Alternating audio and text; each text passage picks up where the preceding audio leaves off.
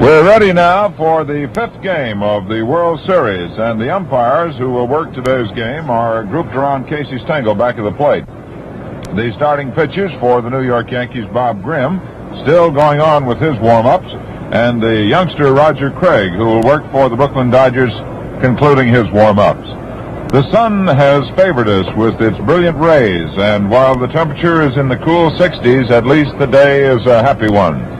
And it's a happy one especially for the Dodger fans who came home here to Ebbets Field, trailing by 2 games after the Yankees had won the first two 6-5, 4-2. And the Dodger hearts were really singing after the Dodgers came up with the victory in the third game, 8-3. And yesterday's victory over the Yankees, 8-5, which has made the series stand all even at 2 games apiece, has everybody buzzing.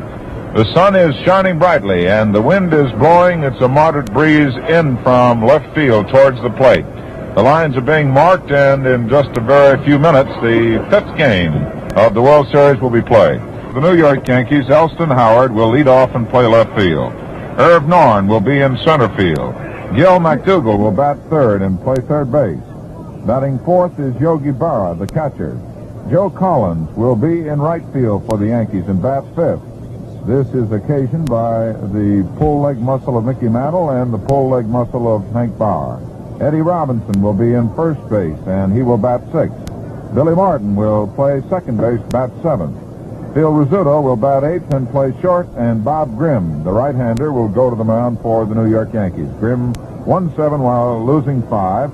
In the series, he's been in 1 game, worked 1 inning, gave up 1 hit and 2 strikeouts. They will lead off with Junior Gilliam, who will play second base.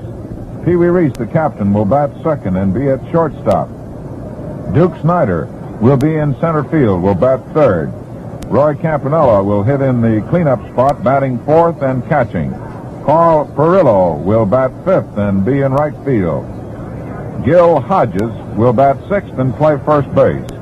Jackie Robinson will play third base, bat seventh. And Sandy Amoros will be in left field for the Brooklyn Dodgers and will bat eighth. Roger Craig will go to the mound for the Dodgers, and this is his first World Series appearance. He's a big, tall right-hander, 6'4", weighs approximately 178 pounds. He won 5 while losing 3 in the regular season for Brooklyn. He was brought up by the Dodgers from Montreal on July 16th. He pitched his first game on July the 20th, or on the 17th, a complete game 6-2 victory over Cincinnati. So Craig versus Bob Grimm. The umpires now are discussing with Pee Wee Reese, the Dodger captain, the ground rules, and we are having a slight hold-up for the second, as they are making sure that all things are equal and that everybody understands all the playing rules that exist. The umpire today at the plate will be umpire Bill Summers of the American League. Lee Balafant will be at first. Jim Honachek of the American League will be at second. And Frank Descoli of the National League will be at third. Down the right field foul line will be the American League's umpire, John Flaherty. And down the left field line will be umpire Augie Donatelli. The inviting right field wall remains a big thing in this game. Now we can see what the discussion is about. There is a ball that is caught in the screen up on that 40-foot fence, and some of the members of the Brooklyn bullpen corps are trying to knock it out of there so that there would be no question on perhaps a ball skidding off and bouncing off in a rather strange angle and maybe changing the entire complexion of the game. But the fans are jamming in Ebbets Field. The Dodgers playing their last game at Ebbets Field. Regardless of who wins it, the series will move on to Yankee Stadium tomorrow. The weatherman says that the day will stay bright and sunny. Roger Craig has concluded his warm-ups and takes cover in the Brooklyn dugout. And Bob Grimm wants to take 1 or 2 final looks at how that ball is popping over there as he concludes his warm-up tosses. The umpires are moving out to their positions now. Bill Summers, repeating for you, will be at the plate. Descoli will find himself today at third base. And at second base will be Jim Honachek. And at first base will be Lee Balafant of the National League. There go the Dodgers out to the positions defensively. And the American League champions, the New York Yankees, have their first batter, Elston Howard. picking himself out his favorite piece of pine, and he's about ready to step out in that on-deck circle and ready now to carry you along on the first half of the fifth game of the World Series. Real pleasure for me to present our partner on the series assignment, Al Helfer. Well, thank you very much, Bob Neal, and hi, everybody. Yes, we have an ideal day for it here at Ebbets Field in Brooklyn, USA. And as Bob told you, what wind we do have blowing is coming in from center field. But it's not going to be enough to hurt much at this particular time. The fly balls hit into the center field sector. And it's going to be interesting here this afternoon to see a couple of right-hand rookies going in the fifth game of the World Series. Young, likable kid from Durham, North Carolina, Raj Craig, and an equally likable guy named Bob Grimm from New York City, residing right now in Brooklyn. So it's going to be quite something.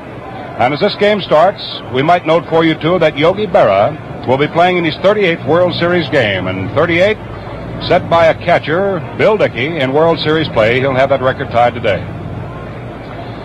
So we're ready to go with Roger Craig on the mound. As Bob has already told you, Craig 5-3 on the regular season, making his very first appearance in World Series play and getting the start to boot. And another note about Roger Craig is that he had never seen a World Series game until this year, other than listening to it on radio and seeing it on television. So it's sort of a Cinderella story for this tall right-hander who is about to pitch to Elston Howard, who is batting at 214. The first pitch swung and a miss for strike one. Craig porting the fastball shoulder high. It's Craig on the mound for Brooklyn. Behind the plate, Roy Campanella. Gil Hodges at first base. At second, Jim Gilliam. Shortstop Reese. Third base is Robinson. Outfield, Mullen. Fastball poured across again, but this one's low, and the count on Howard is 1 ball and 1 strike. Elston has 3 hits, including a home run, 3 hits for 13 at-bats in the series, hitting at 214. Craig slips his glove and rubs the ball. Out takes his sign from Campanella. Summers down over the shoulder. Down comes the pitch, a curveball. Slow and outside, and the count on Howard is 2 balls and 1 strike. The Dodger left fielder is Sandy Amoros. Duke Snyder, who made a couple of very fine catches here yesterday defensively, is in center. And in right field, rifle-armed Carl Furillo. Bill Summers, the umpire-in-chief behind the plate. Watches this one sail in there, and so does Howard. He swings on it and misses for strike 2. 2 balls and 2 strikes. The count on Elston Howard, the leadoff man for the Yankees, in the top half of the first inning.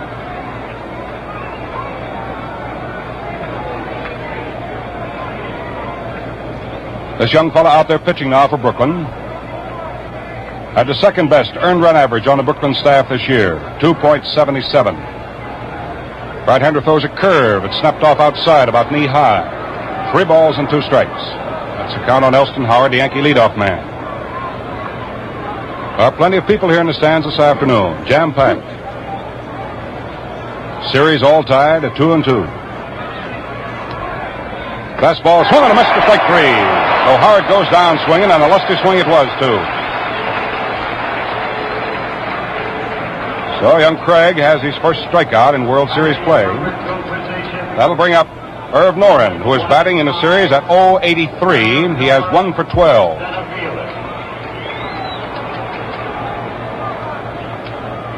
Center fielder Irv Noren, 1 out, nobody on. Top of the first inning, no score. Irv Noren hitting left-handed.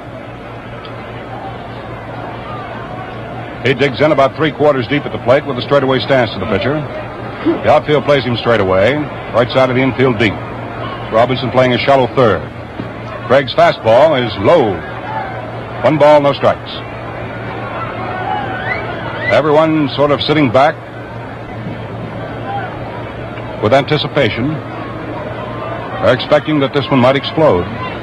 From here on, each advantage counts. Craig's fastball swung and a miss for strike 1. 1 ball, 1 strike is the count to Irv Noren. This young fella just rearing back and firing that apple in there. Craig has a pretty good change of pace. Has a pretty good, as the boys of trade call it, a wrinkle. Got a fast curveball. And then he throws all of it with about the same motion. Gangly right-hander delivers a curve, and Noren tries to bunt it and foul tips it. That's strike 2. 1 ball and 2 strikes. Roy Campanella Gets a new ball from plate umpire Summers and fires it back to Craig, who walks down off the mound to take it. I've often wondered how a young fellow like this feels, making his first World Series start. First time he's ever been in the World Series. Gets a chance to start a ball game. Now the 1-2 delivery by Roger Craig. Young fellow pumps, twists, and throws. Fastball, Noren after it hits a high popper, going out into short left field. Going back is shortstop Reese. Under clips the glasses, and he's got it. So we have the second out here in the top of the first inning. 2 down, and the batter is Gil McDougald, who has 4 hits in 17 tries in the 55 series. His percentage stands at .235. Gil has hit one of the 5 Yankee home runs manufactured so far during this series. The Dodgers have hit 6. The Yankees have powdered 5 of them. Gil kicking the mud out of his spikes. Steps up to the plate, looks down at Frankie Crosetti, coaching behind third to see what kind of sign might be on, if anything. Bill Dickey in the shadows over at first. Craig is ready. Young fellow delivers 3/4 overhand pitch. Swung on, hit back of second base. Reese goes over, knocks the ball down, can't come up with it. And McDougald is on. Reese had to range over to his left, knocked the ball down, and he will be charged with an error, not being able to pick it up to make his play. So the captain draws a miscue. That'll be the 4th error in the series for Brooklyn. The runner is on. And Yogi Berra batting at .385 for the series, stepping up to the plate. Left-hand hitter has 5 base knocks for 12 at-bats. Craig in a little trouble now, but not of his own doing. Checks his runner McDougald at first. Delivers the plate. Berra swings on a low fast curve and doesn't get it. That's strike 1. Bill Dickey, standing out at first base coaching for the Yankees, appeared in 38 World Series games as a catcher. Yogi Berra ties that mark this afternoon.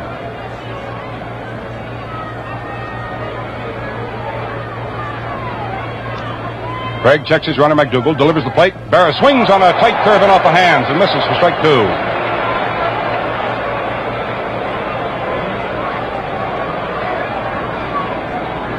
Two down, 1 on in the top of the first inning here at Ebbets Field.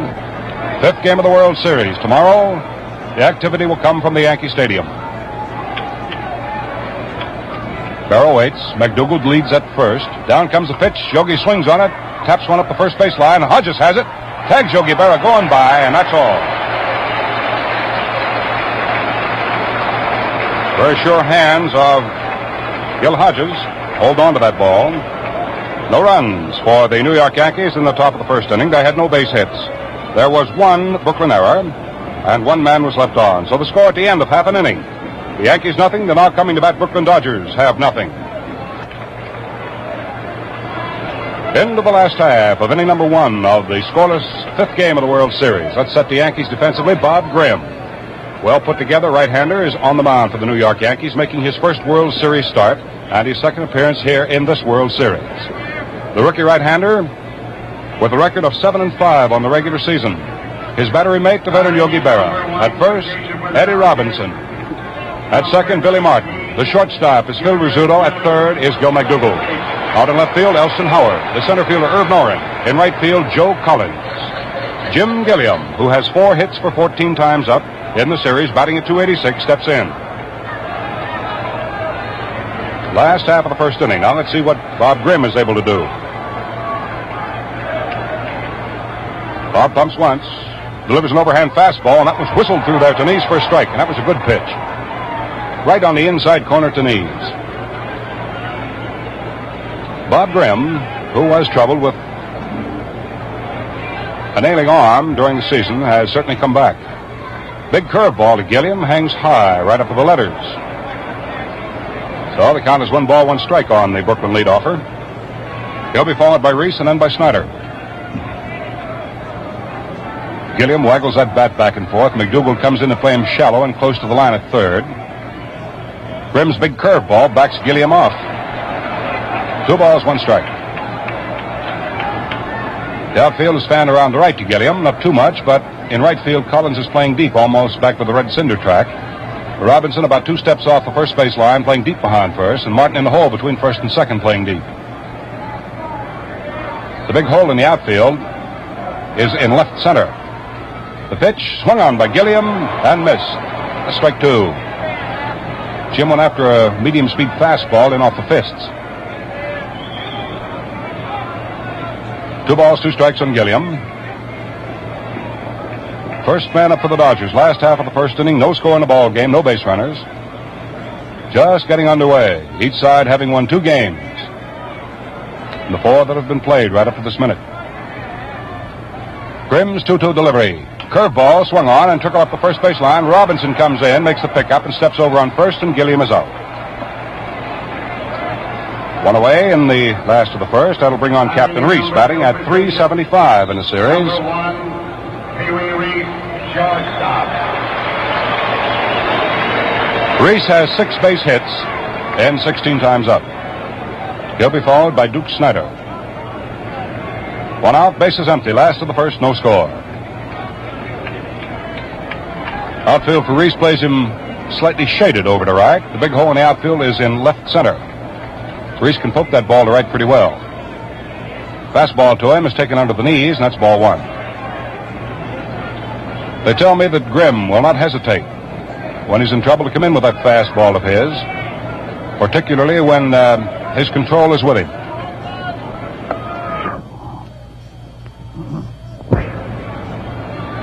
Now Grimm sets. Delivers. Reese takes a let-up curveball, and this one's under the knees. That's ball 2.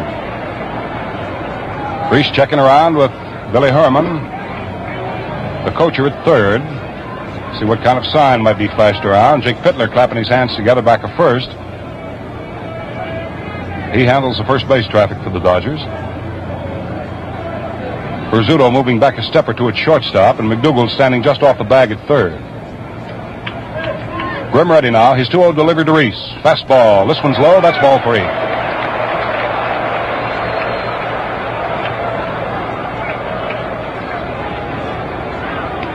Yes, sir. They're playing for all the marbles now. Dodgers had to fight back to get even in the series. And now their feeling is that they have to go twice as hard now to keep it from slipping away. Grimm delivers. A nice fastball for a strike. Reese started to chunk the bat away to go to first, and Bill Summers called him back. The count on Reese, 3 balls, 1 strike, 1 out, nobody on. Last half of the first inning, no score. A lot of bright, brilliant sunlight here on this Sunday afternoon in the borough of Brooklyn. Makes it very pleasant, as Bob has already told you. Fastball low outside for ball 4, and with 1 out, Reese draws the first free ticket.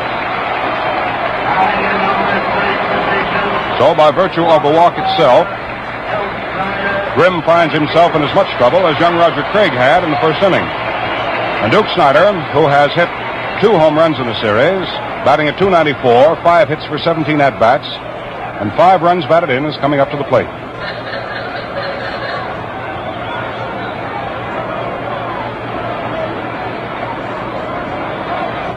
Grimm checks his runner. Delivers a slow curveball, and it's swung on and hit down to the right side. Martin gobbles it up, goes to Rizzuto for 1. The slide in by Reese keeps Rizzuto off stride. He cannot make his throw to first. So it results in a force out, with Snyder taking station at first base. So it's 4-6 force out at second, and that brings up Roy Campanella. 2 down, a runner at first, and Campanella, who has hit 2 of the Dodgers' 6 home runs in the series, is batting at .333. He has 6 for 18. If you recall, he went 0 for 8 before he got a base hit in the series. Then he opened with a smashing home run.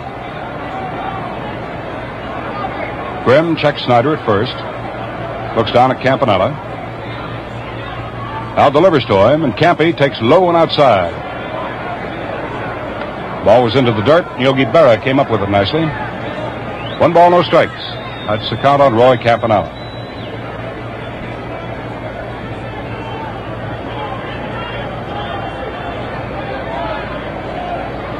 Grimm to the top of the stretch and a check of the runner once more. Snyder leads off about 2 steps. Pitches to the plate to Campanella, and it's low and outside. And that one almost got away from Berra. 2 balls, no strikes.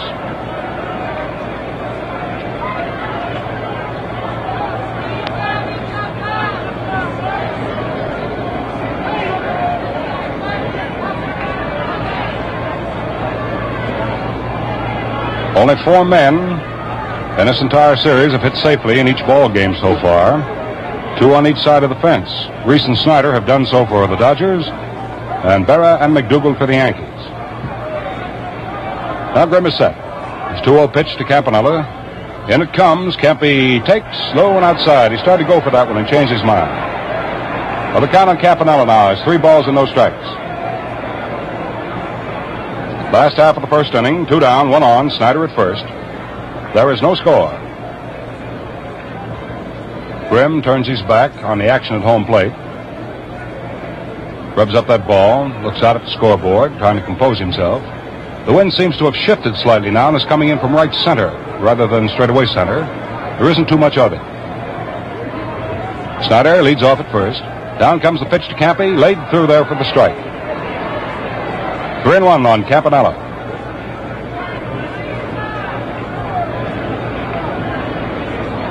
Getty Robinson at first, holding the inside corner on Snyder. The wanders off just about 2 steps, and that's all. Grimm ready. 3-1's the plate, and Campanella takes the curve in for a strike.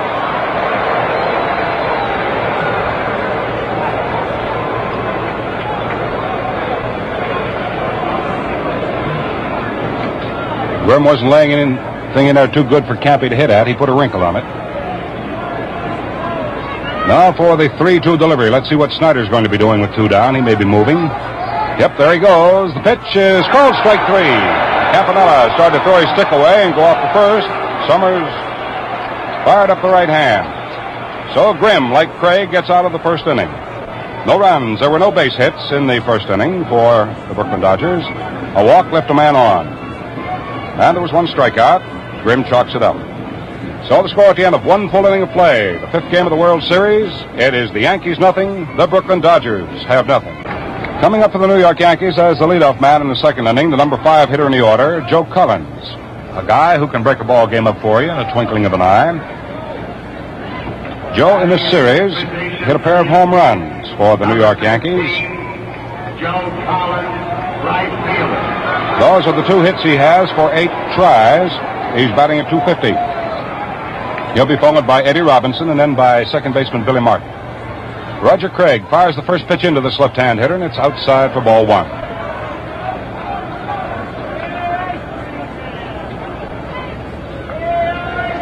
Bill Summers wanted to take a look at that baseball. Gives Campanella a new one. So Craig is ready. Go again to Collins. Stand out there, scrounging that ball around the palms of his hands. Now he leans forward to take his sign, and Collins, standing deep at the plate, feet together, puts that bat high off his left ear. Swings on this pitch and pops it back foul. Ball coming back to the screen gives Collins a count of 1 ball, 1 strike.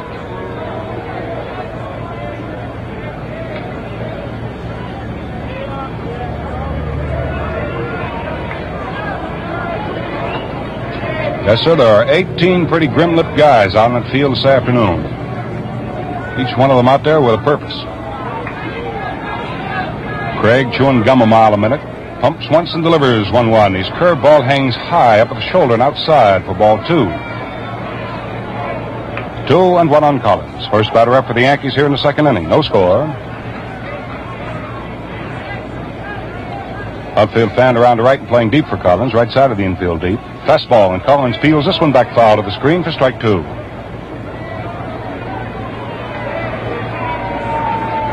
2 balls, 2 strikes. Collins a left-hand hitter, Robinson a left-hand hitter. Both of them pretty good-sized guys. And followed by the right-hand hitting Billy Martin. That Martin's quite a spark plug. Make no mistake about it. He chatters from the time he hits that field until he hangs up his spikes. Now the 2-2 delivery by Roger Craig. Rears back, throws a big curve in there, and it's inside tight up against the hips for ball 3. So Craig is in danger now of walking the first man to face him here in the second inning. Collins back to get a double handful of dry dirt. Now steps in, takes his position. This time he closes his stance a little more. 3-2 pitch by Roger Craig. Then it comes. Curveball high for ball 4. So Collins walks to lead things off here for the Yankees in the second inning. That's the first base on balls given up by Craig. Hitting now will be Eddie Robinson, getting his first starting chance in the 55 series. He's been called upon 3 times as a pinch hitter. And not until yesterday was he able to actually swing at the ball. He got a base hit, so he's 1 for 1, batting at 1,000.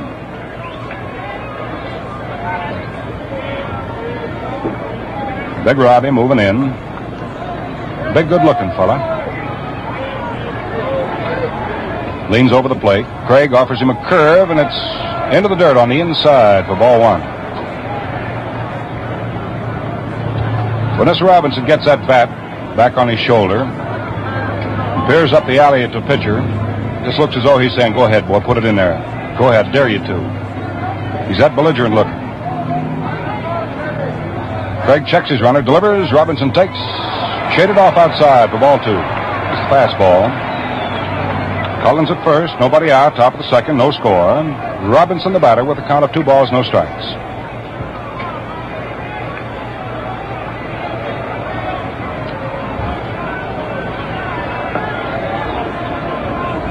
Craig's got his work cut out for him here, and he knows it. Looks over at first, watching Collins. Now he delivers the plate. Robinson swings on a curve and doesn't get it. That's strike 1. And Robbie was really winding up on it. This is Eddie Robinson, the Yankees' first baseman. They've used Skowron, Collins, Robinson all season long. 2-1 delivery to Robinson. Down it comes.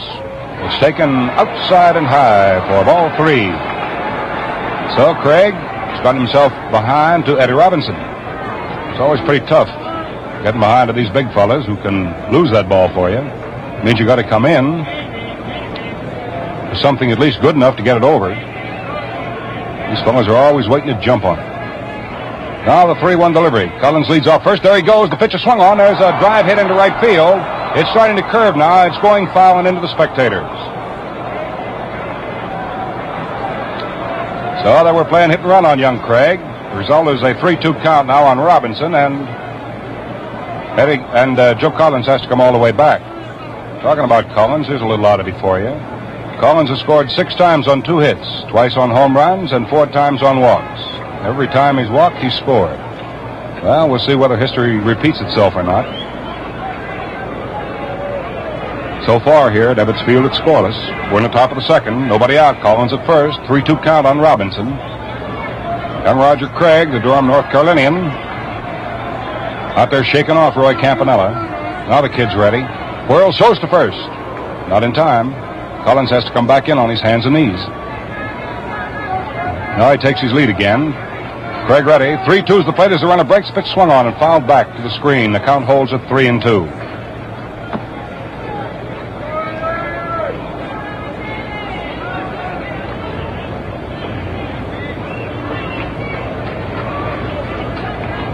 Collins comes wandering back to first base.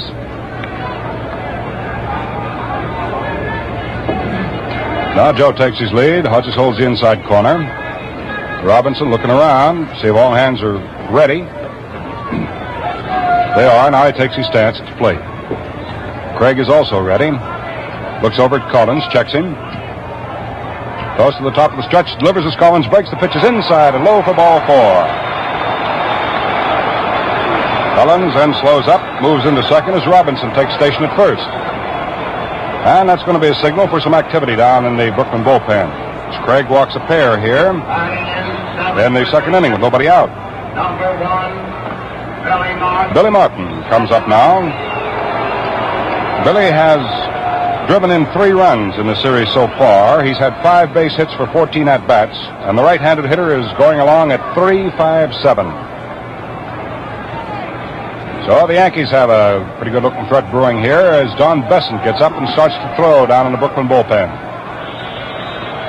Gil Hodges playing up shallow with first and second occupied. Robinson playing up just behind the rim of the infield grass at third. He has to be able to cover third should Joe Collins come charging down for it.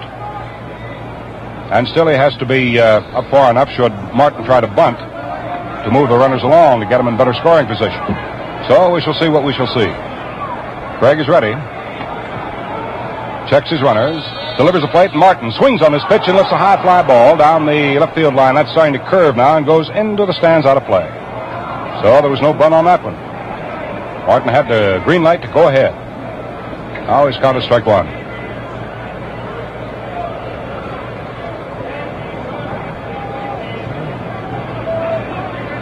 Nobody out for the Yankees here in the top of the second inning. Collins at second, Robinson at first, both men having been walked. Martin rides spread eagle stance. Plate, levels that bat off and lays it on his shoulder. Now Craig is ready, checks his runners, delivers 0-1. Pitch is swung on, tapped back to the mound. Craig is up with it. His only play can go to first. He makes that play and the runners advance. So that's all for Martin. Rizzuto will be coming up, and while Phil comes up there, let's pause 10 seconds for station identification. This is Mutual, the radio network for all America. Walter Alston comes off the Brooklyn bench. He wants to talk to his infield. Reese comes in from shortstop to get into the conversation along with Roy Campanella and young Roger Craig. The situation here in the top of the second inning, one out for the New York Yankees. Joe Collins is on at third. Eddie Robinson is on at second base. Neither are the fastest men in the world, but they're in good scoring position. There is one out, and there is no score as of the moment. Young Roger Craig is doing the Brooklyn pitching. He was the starter here, and Don Besson is in the bullpen, warming up for Brooklyn right now. The batter is Phil Rizzuto, and you can expect most anything from this cagey little veteran. He's just finished talking to third base coach Frankie Corsetti, so he's come down now to take his station. Robinson is trying to play as deep as he can to keep Collins close to third. The infield is pulled up. Down comes a pitch. Rizzuto swings and pops it up. Right outside of first base in foul territory, and it's Hodges to make the catch for the second out.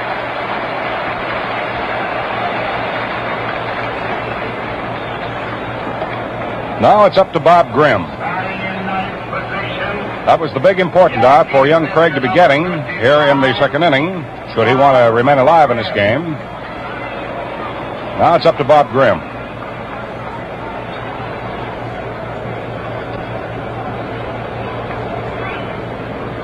This young fella can strike quite a blow in his own behalf.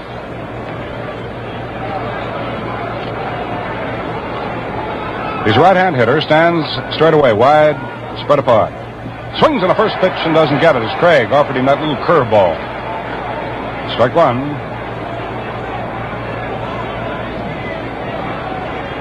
On the regular season, Grimm batted at 120.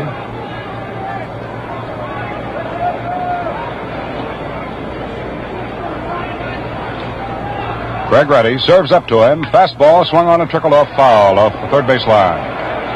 Well, Craig's got him down to strike two.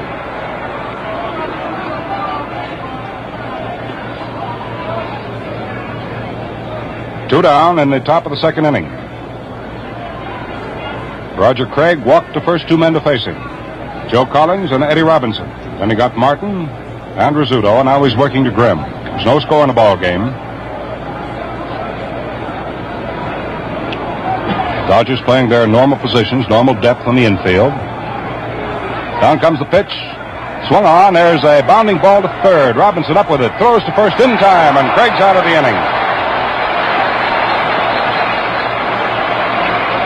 So it's held scoreless, and despite the fact that Craig walked the first two men to face him in the inning, it was not fatal. No runs. There were no base hits. No errors. Two men were left on. The Yankees now have stranded three and going to bat a pair of times. So the score at the end of 1.5 innings of play remains the Yankees nothing, and the Brooklyn Dodgers have nothing.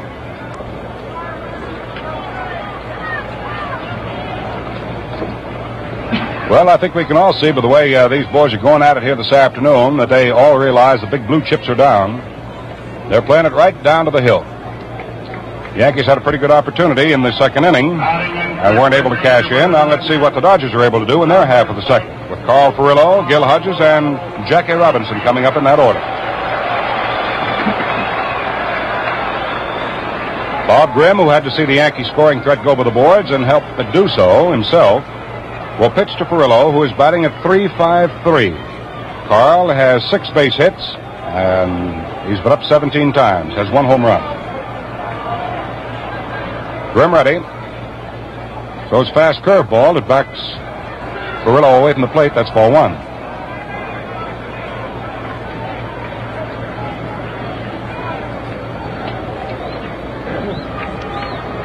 Grimm pumps 1 time, throws a curve. It snaps off outside and low.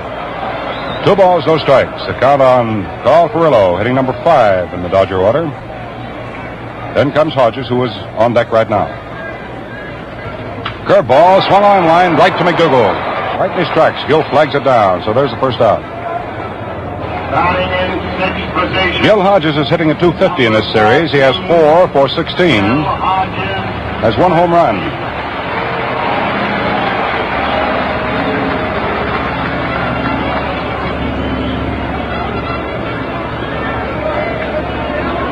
Brooklyn's classy first baseman digging in. Big right-hand hitter. Got a pair of hands on him. Looks like a pair of number 6 scoops. Grimm ready. Whistles the pitch in there and Hodges after it. Peels it back foul off to the right of our broadcasting booth. Strike 1. Count on Hodges. 1 out, nobody on. Last of the second, no score.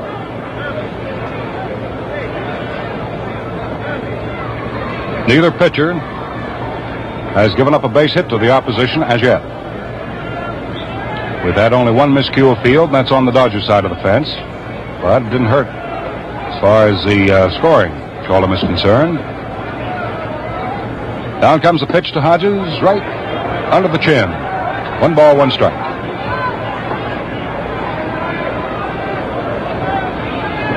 Jackie Robinson is on deck to hit next for Brooklyn.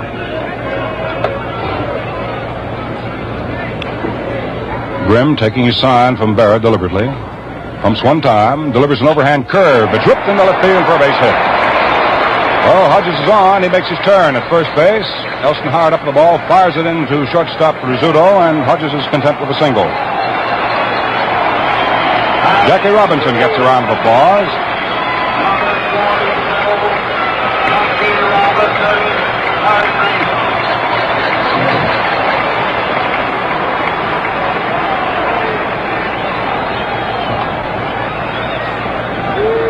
One out, 1 on for Brooklyn, last half of inning number 2. First base hit in the ball game, and Robinson hitting a 200 is coming up. Robbie has had 3 for 15 series play this year, has driven in no runs. Grimm tries his fastball on Jackie, and it's low for ball 1.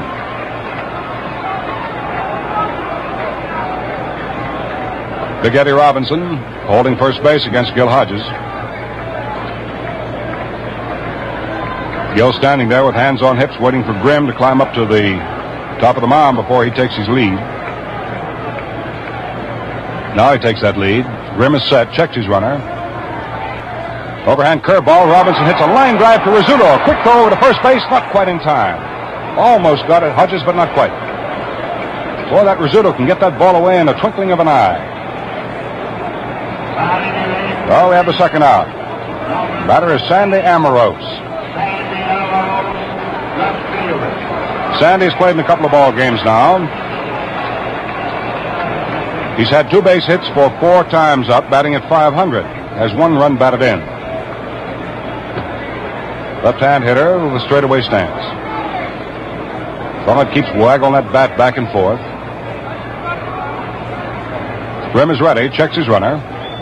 Delivers the plate. Amorose takes a slow curve, popped in there nicely for a strike.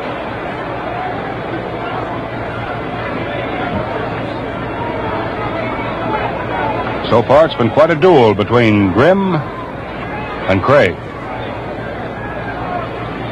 Bob out there toiling away now for the Yankees. 0-1 delivery to Amorose. Slow curve, and Sandy takes this one inside off the belt buckle. 1 ball, 1 strike.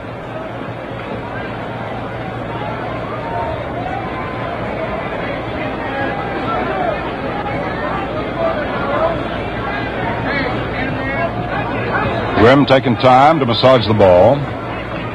Puts his right foot up on the rubber, looks back over his left shoulder, takes a gander at Hodges, watching his lead. Now he looks at Amorose, delivers 1-1 to Sandy, and it's low. That's ball 2.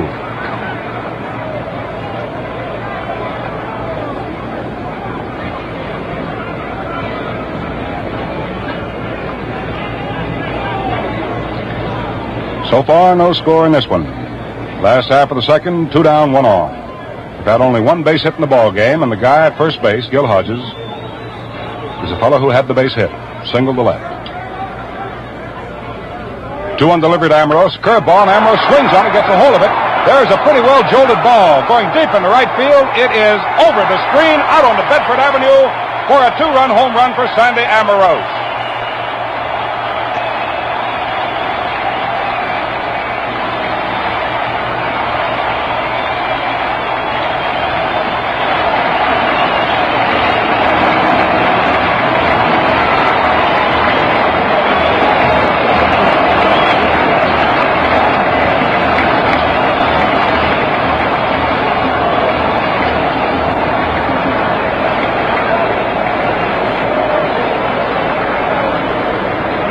Sandy Ambrose gets his first World Series home run and puts the Brooklyn Dodgers out in front here in the last half of the second inning, 2-0.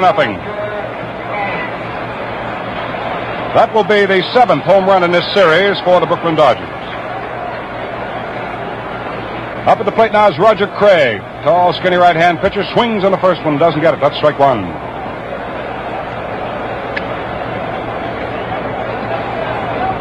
I can well imagine that Craig, standing up there at the plate right now, feels much better about the situation. He tries to bunt the next pitch and doesn't make that one either, so that's strike 2.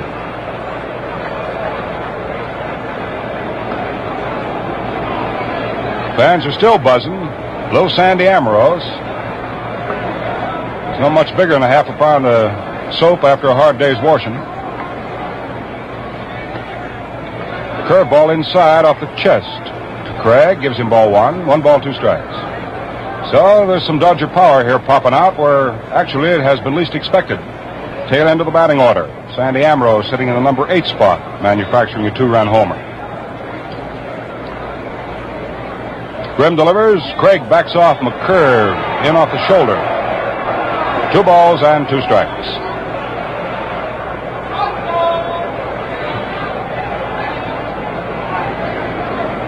Boy, you should have seen Sandy Ambrose coming around the bases. Crowd, head back. Man, he looked like a horse running for the roses. Pitch to the plate is outside Craig for ball 3. 3 balls, 2 strikes.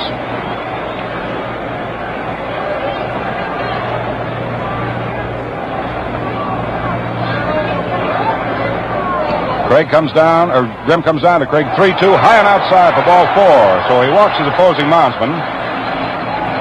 That'll be the second base on balls given up by Grimm. He's now given up 2 runs, 2 hits, 2 bases on balls. He struck out 1 man. And we move off to the top of the batting order for Jim Gilliam. Here in the second inning, Gilliam coming up with Roger Craig at first base. Gilliam led off in the ball game for Brooklyn. In the first inning, hitting a ball down to the right side, just wide of first base, and Eddie Robinson handled it flawlessly and stepped on first to get him.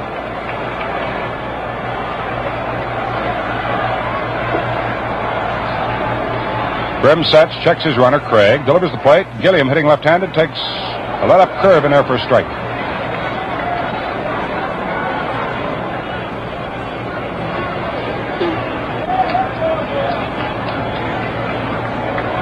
Last of the second, 2 down, 1 on, 2-0 Brooklyn.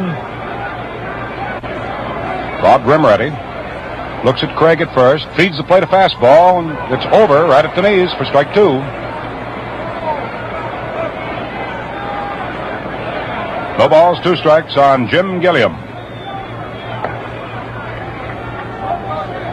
If you're a Yankee fan, you're looking to the third inning. It'll be Howard, Norton, and McDougal up in that order. In the third for the Yankees. Grimm sets again. Looks at Gilliam. Delivers a fastball, and Gilliam after it rips it out into right center field. That's going to be in for a base hit. Craig is going down to second. He keeps on legging. The throw comes into second base, and Gilliam holds it first. So Gilliam pops one out into right center field for a base hit. To get his pitcher, Roger Craig, down to third with 2 down. The batter now will be Pee Wee Reese. That's at number 3 off Grimm, and we're going to have some action, I think, down in the Yankee bullpen. Nope, not yet. Not yet. Billy Martin over talking to Grimm. Slams the rosin bag down on the ground. Situation here in the last of the second. There are 2 outs for Brooklyn. They've scored 2 runs on Sandy Amoros' home run. Hodges was aboard when Sandy put it over the screen, right field out on the Bedford Avenue, which is just behind the ballpark here. Now Reese is up there. Pitch to Pee-wee's over to knees for strike. Reese drew one of the 2 walks given up so far by Grimm when he came up in the first inning. So Pee-wee still hitting at .375 for series play. Gilliam, a pretty good base runner, leads off at first. Craig steps off at third. Grimm ready. Delivers to Reese. A curveball. It backs him away from the plate. Comes in knee high. Makes it ball 1. 1 ball and 1 strike. If Reese should get on, Duke Snyder will be up there to wave the willow.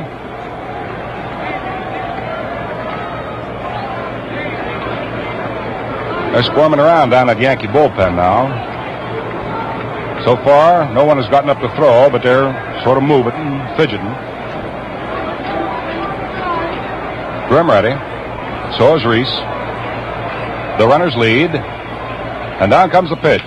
Reese after it hits a bounding ball to McDougal. He's up with it very nicely. Throws to first base in plenty of time to retire the side. So that's all for the Brooklyn Dodgers here in the second inning.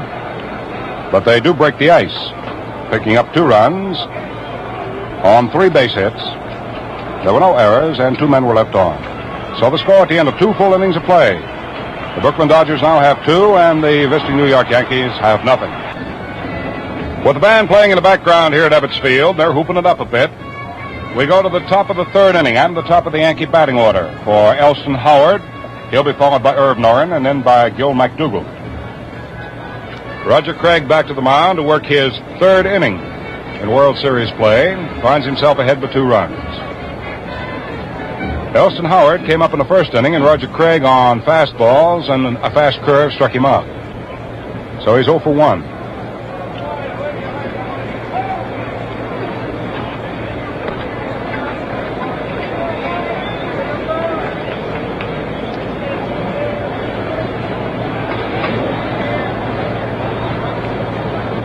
Last pitch down from the mound by young Craig. Thrown through to second base to Gilliam. Robinson takes the ball on a flip around the infield, walks over, says something to young Craig, and flips the ball to him on hand. Craig steps up to the mound. Elston Howard, right-hand hitter, feet wide, spread apart. Beats the meat end of the bat down on the rubber of home plate, and we're ready to go. 2-0 Brooklyn going into the top of the 3rd inning. Each side having won 2 ball games in the 4 that have been played previous to this one. Craig sets now and delivers. Sidearm curve is in tight against the short ribs for ball 1.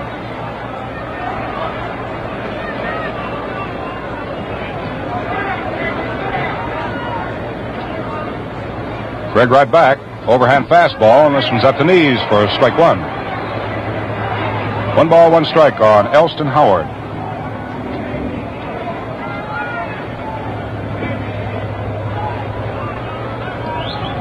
Craig tries again, and Howard after a tight curve doesn't get this one. That's strike 2. Tried to fall away from that one, hit it into left field. Reese playing deep at shortstop, midway between 2nd and 3rd. Robinson down near the line, deep behind 3rd. Outfield almost straight away to Howard. They're playing him deep. Craig tries to let up curveball, and this one snapped off outside for ball 2.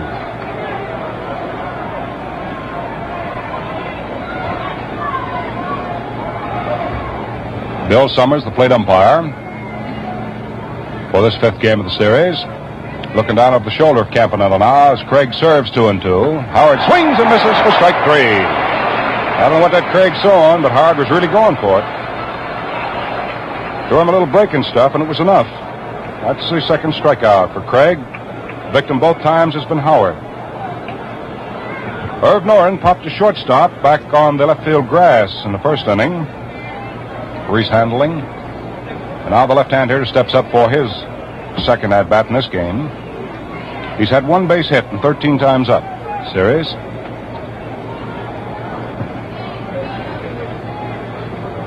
Grips up somewhat on the handle of the bat. Holds the bat high above his left ear.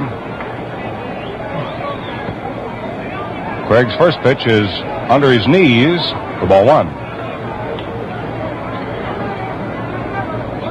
1 ball, no strikes. 1 out, nobody on, top of the third. Brooklyn leads 2-0. Rookie Craig serves up the pitch, and it's outside. Noren started to go and checked up in time. 2-0.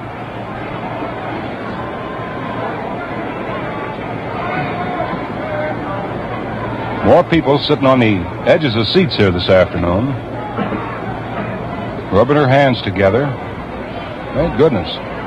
Overhand fastball is fired right through at the waist. Herb Noren's count, 2 balls, 1 strike.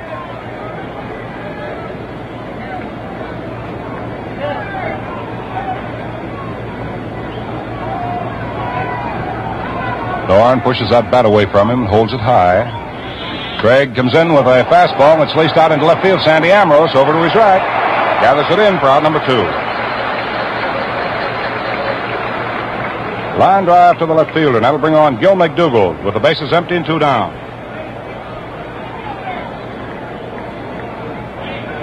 You know, it's something to sit here and just watch the way various members of a ball club can spark their team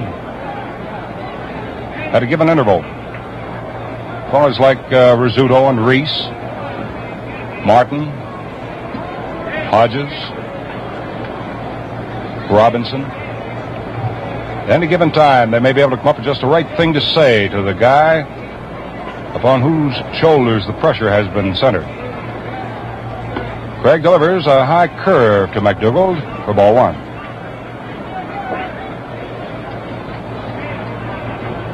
We've seen a lot of evidence of it in this series so far. Craig throws a curveball and swung on and missed for strike 1. Gil tried to partially check his swing on that one. 1 ball and 1 strike.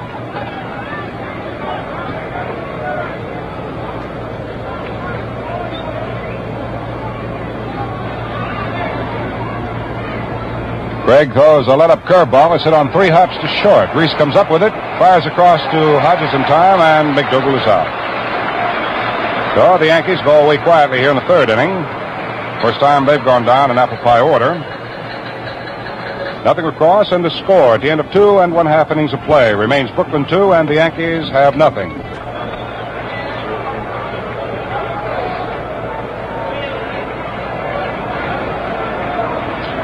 Now with the last half of inning number 3 here in the 5th game of the series, Duke Snider, who is 0 for 1, is coming up. Duke hitting left-handed. Grimm serves up a curve, and Duke lays off it and takes it, and it's through there for a strike.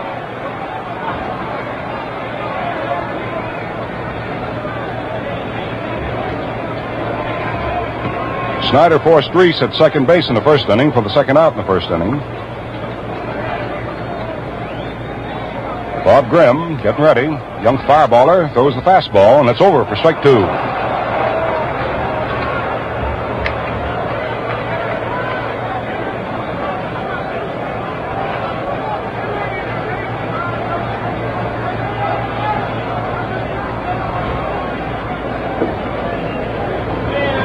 Now the 0-2 delivery on the Duke.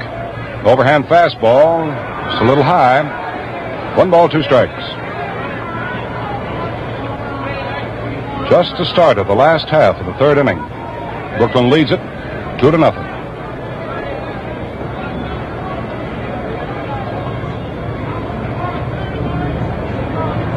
Grimm taking care of that ball out there. Slips his glove back on his hand. Snider patiently waiting. Now the bearer's mitt comes up as a target, and Grimm is ready to pitch on the 1-2 count. Rears back, throws a big curve in there, and Duke after it hits a high drive deep into right field. Collins backs up and watches it. We're watching it too, and it's over the right field screen for a home run for Duke Snider.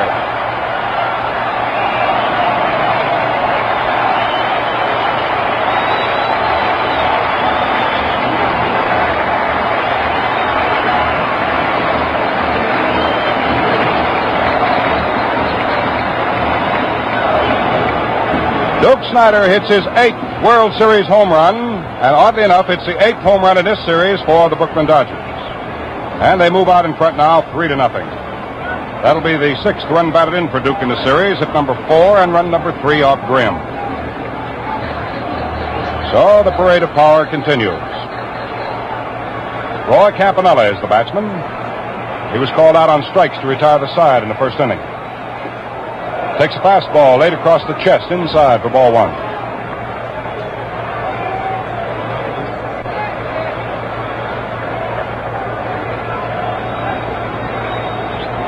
Grimm tries again. Pitch is swung on and hit out into center field. Irv Noren makes a nice running diving catch. And I think he may have hurt himself. He really dived out to his right to make a fine catch on that one. He'll get a nice round of applause, and rightly so. Robbed Roy Campanella of perhaps extra bases.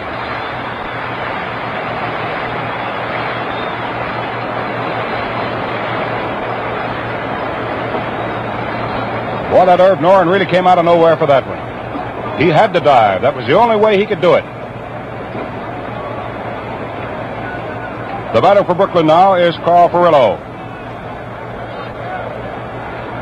As soon as we find out what happens with Carl, we'll have time for station identification around the network, so don't run away, fellas. Overhand fastball to Furillo was swung on and missed for strike 1. Boy, what a catch by Irv Noren. You like to see competitive spirit like that. Grimm 0-1's the plate. Fastball shaded in off on the inside for ball 1. 1 ball, 1 strike.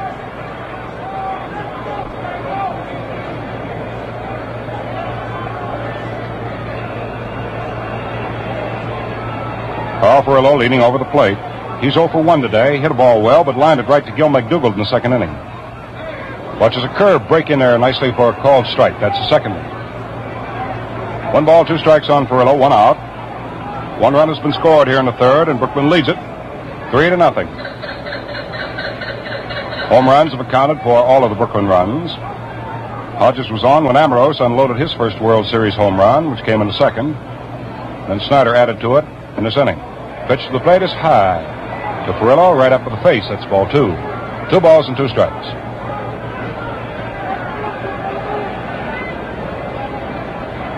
On deck to go next is Gil Hodges.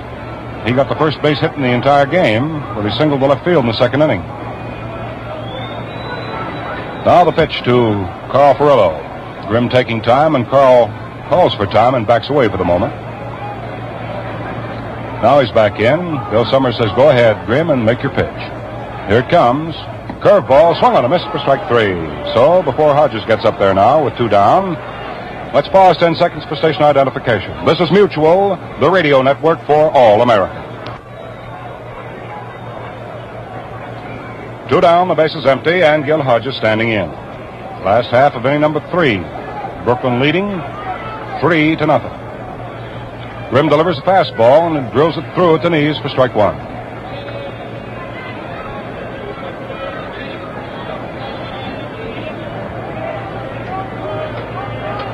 Outfield playing just about straight away for Gil. The big hole in the outfield, however, is in right center. Gil comes after a fastball offered by Grimm. Doesn't get this one either. That's strike 2.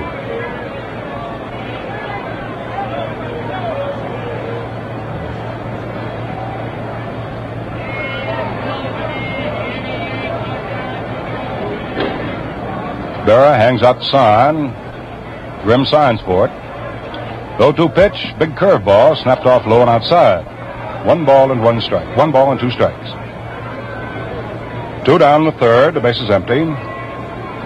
Snyder, with his leadoff home run, has given the Dodgers their 3rd run. They lead 3-0.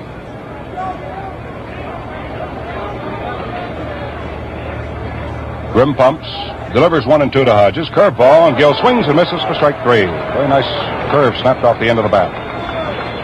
That'll be the 3rd strikeout for Grimm, and here in the 3rd inning for Brooklyn, 1 run on Snyder's home run. That was the hit in the inning. There were no errors. Nobody was left on. Score at the end of 3 full innings of play now. It's Brooklyn 3, and the New York Yankees have nothing. To start the 4th inning for the New York Yankees, Yogi Berra, hitting number 4 in the order, will be the first man up. He'll be followed by Collins and then by Robinson. 3-0 ball game in favor of the Brooklyn Dodgers, and young Roger Craig making his first World Series appearance, starting the ball game for the Dodgers. Still out there to go. Berra is 0 for 1. Swings on this pitch and hits a line shot deep to right field. It's up against the scoreboard. Carl Perillo, playing it off, fires it into second so rapidly that Yogi has to hold on at first with a single. And there's the first hit off Roger Craig. And make no mistake about it, it was a good clean one. Boy, Yogi really got a hold of it.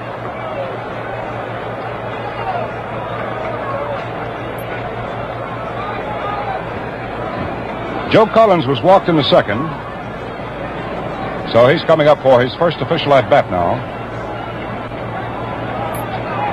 Yogi Berra, the Yankee base runner at first.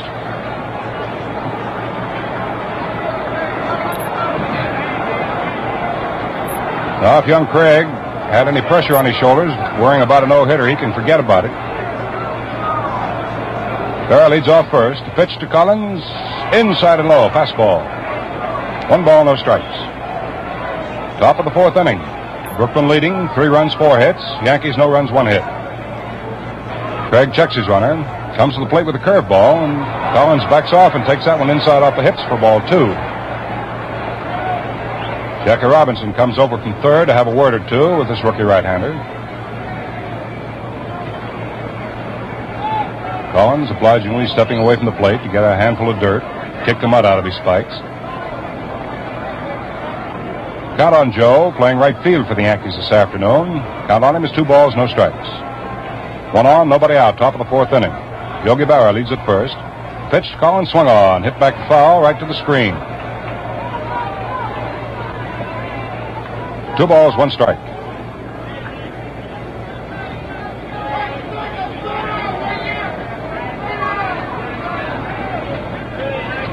Craig has a new ball to work with.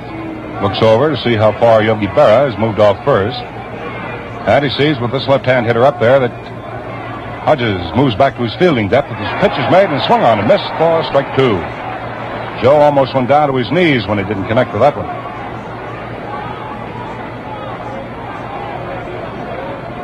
Berra, hands behind his back. Now leans forward on his knees, right at first base. Hodges a couple of steps behind him, trying to hold him close. No outs, 1 on, top of the 4th inning for the Yankees. Now Berra takes his lead. Here's the 2-2 pitch to Collins. Swung on and missed for strike 3. Collins just shook his head. Craig fired him in a fine curveball that time.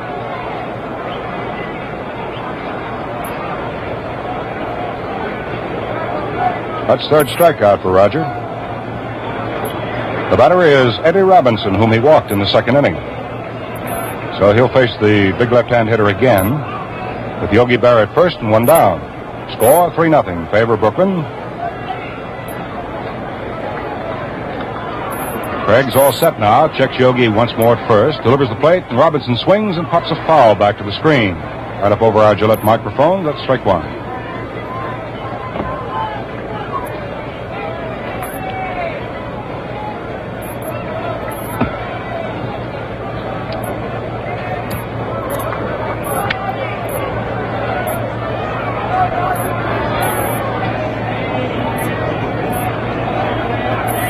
Robinson watches Craig's curveball go by, and it's low.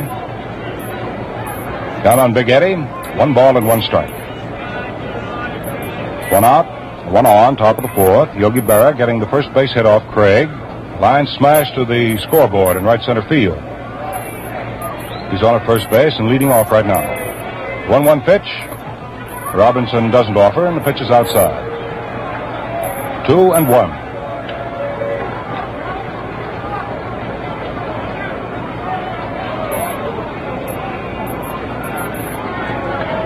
Craig asks for the sign again and gets it from Campanella. There's that check of Yogi Berra at first base. Craig delivers 2-1, and Robinson hits a slow curveball foul down the first baseline. Moves his count up to an even status at 2-2.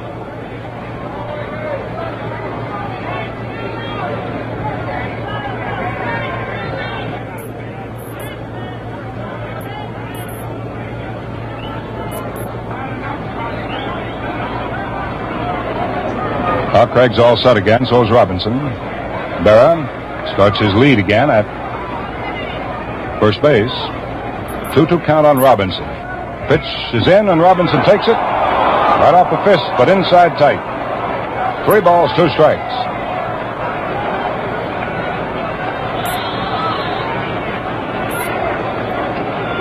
Now we'll see what Yogi Berra's going to do.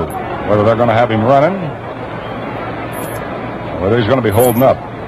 The Yankees are behind by 3 runs. So he may be waiting to see whether or not Robinson gets wood on the ball. 3-2 count. Craig to the top of the stretch. The check of the runner. There goes Yogi. The pitch is taken high outside for ball 4. So that's the second time Robinson has been walked, and the third pass given by Craig. But you can't give a guy like Martin too many chances and expect him to go away empty-handed. Go to the well, I guess, just so often. Now let's see what happens as Don Besson gets up and starts to throw down in the Brooklyn bullpen. Time is called for the moment. See what it's called about.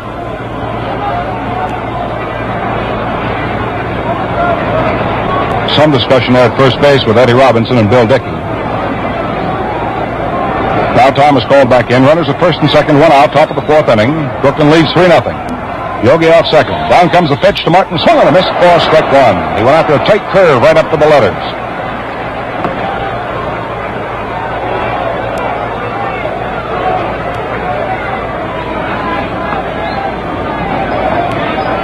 So it's another clutch situation for the Yankees, and Billy Martin standing right in the middle of it. Good, savvy ball player. Runners are taking their leads. In comes the pitch to Martin. Low and outside. 1 ball and 1 strike.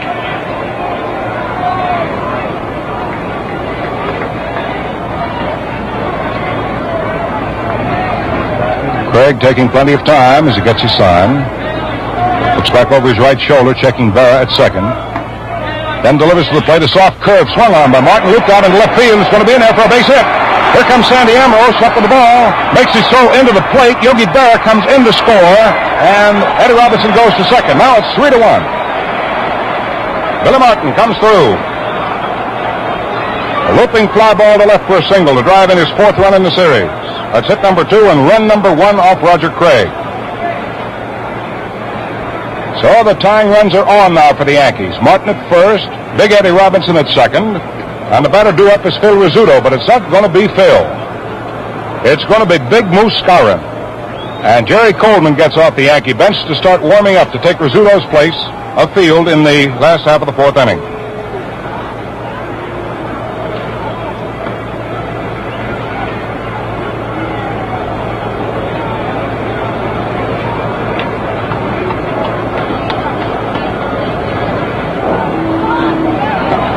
Big Moose Skowron, one of the Yankee first basemen, right-hand hitter, moving in.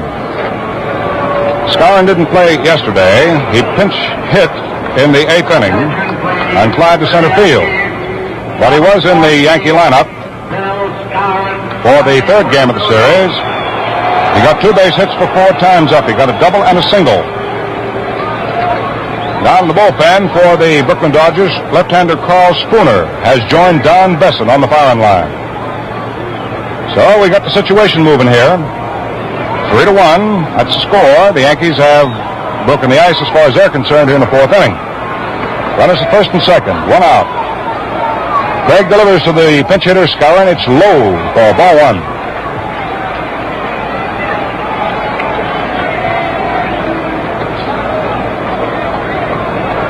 Eddie Robinson takes his lead at second. Craig ready. Delivers to Skowron. The pitch is swung on and popped up in foul territory right behind the plate. Campanella waiting for it to come down. And he's got it. There's the second out. The runners hold.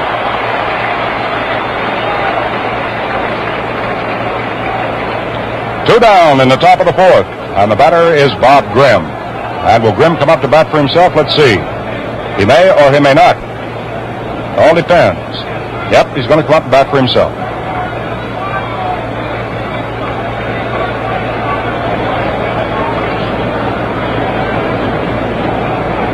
the Yankees, they have the tying runs on. It's 3-1 right now in favor of Brooklyn. Top of the fourth inning. Eddie Robinson at second. Billy Martin, who has driven in the first Yankee run here today, is on at first base. Bob Grimm, the pitcher, is coming up. Robinson threw him out when he came up his first at bat. Grimm choking up on the handle of the bat as Craig goes to the top of the stretch. Delivers an overhand curveball. It swung on and hit right to Pee Wee Reese on a soft liner. Well, that's all for the Yankees here in the fourth inning. However, they pick up one run. 2 base hits, there were no errors, and 2 men were left on. They've now stranded 5 and going to bat 4 times. And the score at the end of 3 1/2 innings of play. The Brooklyn Dodgers 3 and the New York Yankees have 1. Defensively for the Yankees in the last half of inning number 4, Jerry Coleman takes over at shortstop. Moose Skowron hit for Phil Rizzuto in the top of the fourth inning, so we have a new alignment on the infield. Eddie Robinson, the first baseman for the Yankees. Billy Martin at second. Jerry Coleman at short, and at third is Joe McDougal. The outfield remains the same of Elston Howard in left, Herb Noren in center field, and he's made the fielding play of the day. And in right field is Joe Collins. Grimm is still pitching, and behind the plate, Yogi Berra. Coming up for the Brooklyn Dodgers, the last third of their batting order, Jackie Robinson, followed by Sandy Ambrose, and then by Roger Craig. 3 runs, 4 hits, 1 error for Brooklyn. 1 run, 2 hits, no errors for the New York Yankees. So we shall see what we shall see. Grimm ready now. Delivers to Robinson. His pitch is low for ball 1. Robbie hit a liner in the second inning. His only time up so far today. Hit it on the line to Phil Rizzuto, who was then playing shortstop in the second inning. So he's 0 for 1. Grimm's fastball hit the foul back to the screen. Robinson's count, 1 ball and 1 strike.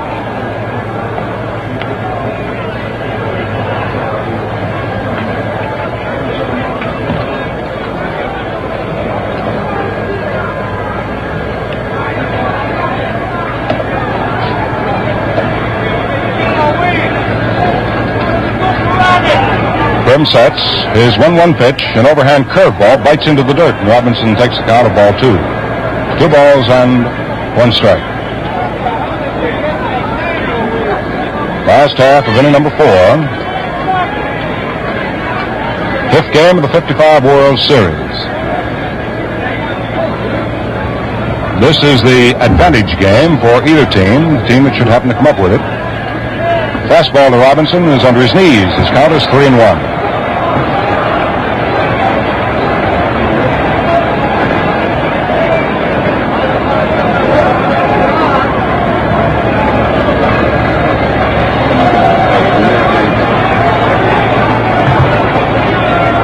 Delivery. Grimm tries the fastball. It's high inside for ball 4.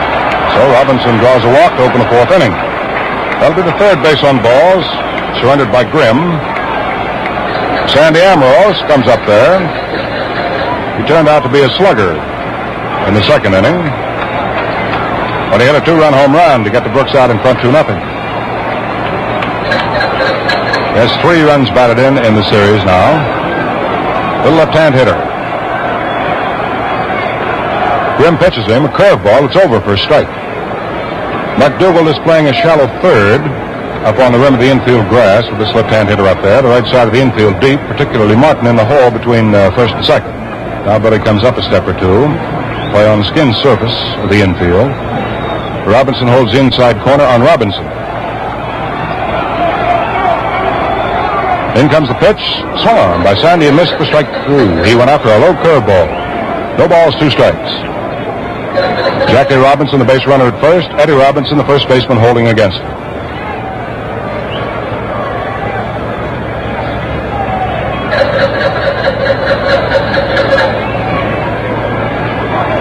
See if Jackie puts on any of his antics as a base runner here in this game, as he has in the past. Takes his lead at first. Now the 0-2 pitch to Sandy Ambrose. Down it comes. Sandy swings and strikes out. Nice curveball off the fists. Strikeout number 4 for Bob Grimm. The batter will be Roger Craig, who drew a pass in the 2nd inning, so he's up for his first official time now.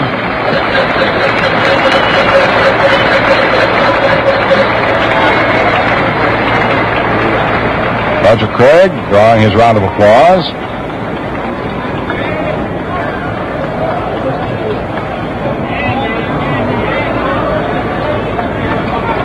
Grimm ready to work to his opposing moundsman. Delivers, and Craig squares off the bunt, takes the pitch slow and outside. 1 ball and no strikes.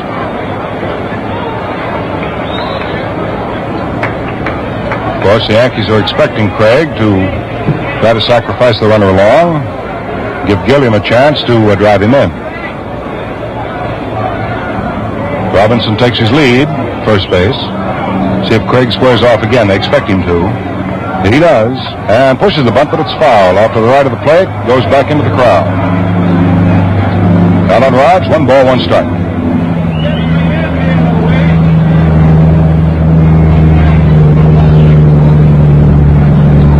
New York's Governor Harriman, down behind the Dodger dugout, it's sort of getting to be a habit with him getting foul balls.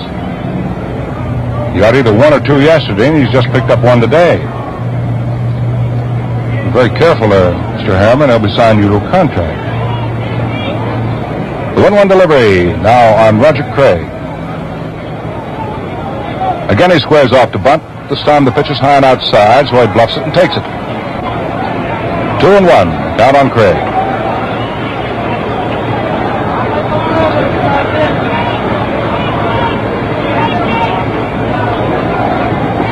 Bob Grimm wanders around pitcher's mound, goes down for the rosin bag, drops it,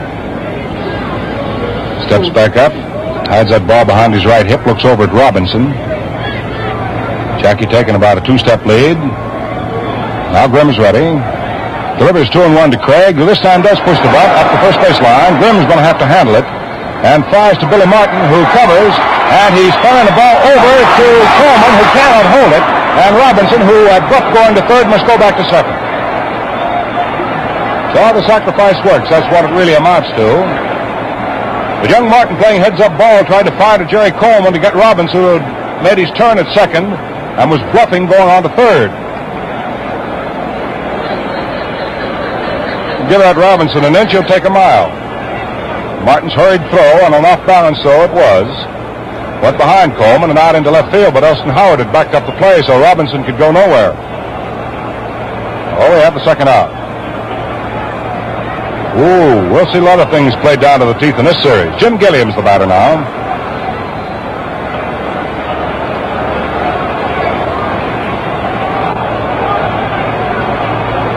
Grimm pitches to Gilliam. Fires him a curveball, and they're good for a strike. Gilliam has 1 hit and 2 tries. He singled to right center in the second inning.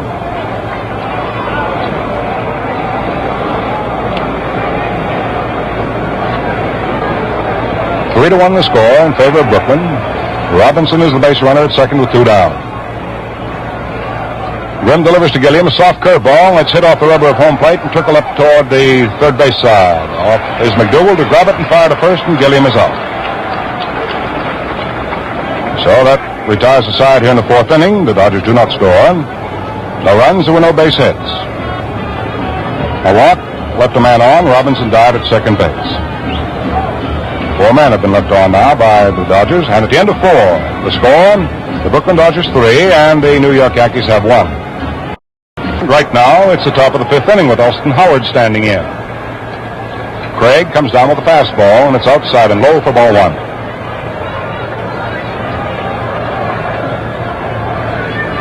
Craig has struck out Elston Howard twice. So he's 0 for 2. Roger delivers. Soft curveball. It's low. Howard started to go for it and checked up to take ball 2.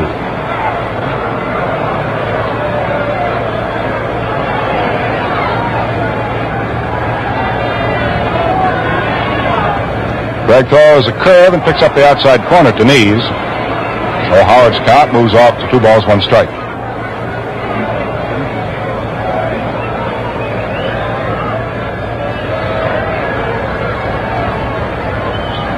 Campanella holds the mid up. Craig uses it as a target, fires in there, and Howard rips it out into left field for a base hit. Ambrose up with it, fires in to shortstop Reese. Howard is on. Well, the Yankees are trying to battle back here in the top of the 5th inning. Pick up the third base hit off Craig. Single to right, 2 singles to left for the Yankees. The batter is Irv Noren, who has gone 0 for 2. He's popped to short. And he lined out to left field to Sandy Amoros when he came up in the 3rd inning.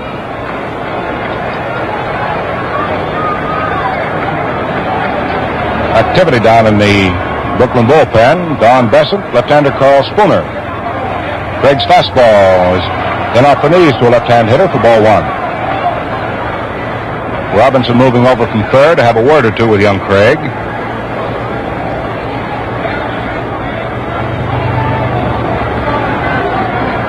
3-1 score. Brooklyn leads it. The Yankees are challenging again.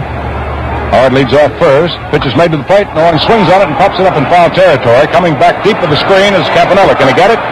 He cannot. It's about 2 feet up on the screen. 1 ball and 1 strike. The count on Irv Noren. Bill Summers right back there with Campanella to see whether or not Campy was going to be able to make the catch. When you go to your ballpark, you ever watch the umpires run? They're right there on top of the plays, aren't they? It's one of the prime requisites, the umpiring profession. Being agile enough to get around, see what's going on. Now the 1-1 delivery to Irv Noren. In it comes. Noren takes high and outside for ball 2. 2 balls, 1 strike on Irv. With Howard at first base for the Yankees here in the top of the 5th and nobody out. 3-1, Brooklyn over the Yankees in the 5th game of the series. Noren wiggles himself into position. Craig serves him up a slow curveball. It's hit off the end of the bat. Down to Gilliam at second. He's up with the shovels to Reese for 1 at second base. Throw to first. Double play. So the Dodgers come up with their 8th double play of the series, the first here this afternoon. That breaks the back of the big threat. Gilliam had to charge to make that play. Second to short to first. 2 men are quickly down in the top half of the 5th inning. The batter now will be Gil McDougald. Sure makes a pitcher feel a lot better, I know. I've talked to many of them. They have defense like that behind them. Pitch to McDougald is a soft curve. It's laid in there to knees for a strike. Gil is 0 for 2 this afternoon. He was a base runner in the 1st inning on Reese's error at shortstop. And then in the 3rd, he closed the side out, and Reese threw him out on a bounding ball from deep short. Big curveball is inside off the 5s. 1 ball, 1 strike is the count to McDougald. The base is empty in the top of the 5th inning, thanks to the double play. Craig ready to work again on the 1-1 count to McDougald. The right-hand hitter swings on his pitch and hits it outside of third, foul on the ground. Runs his count to 1-2.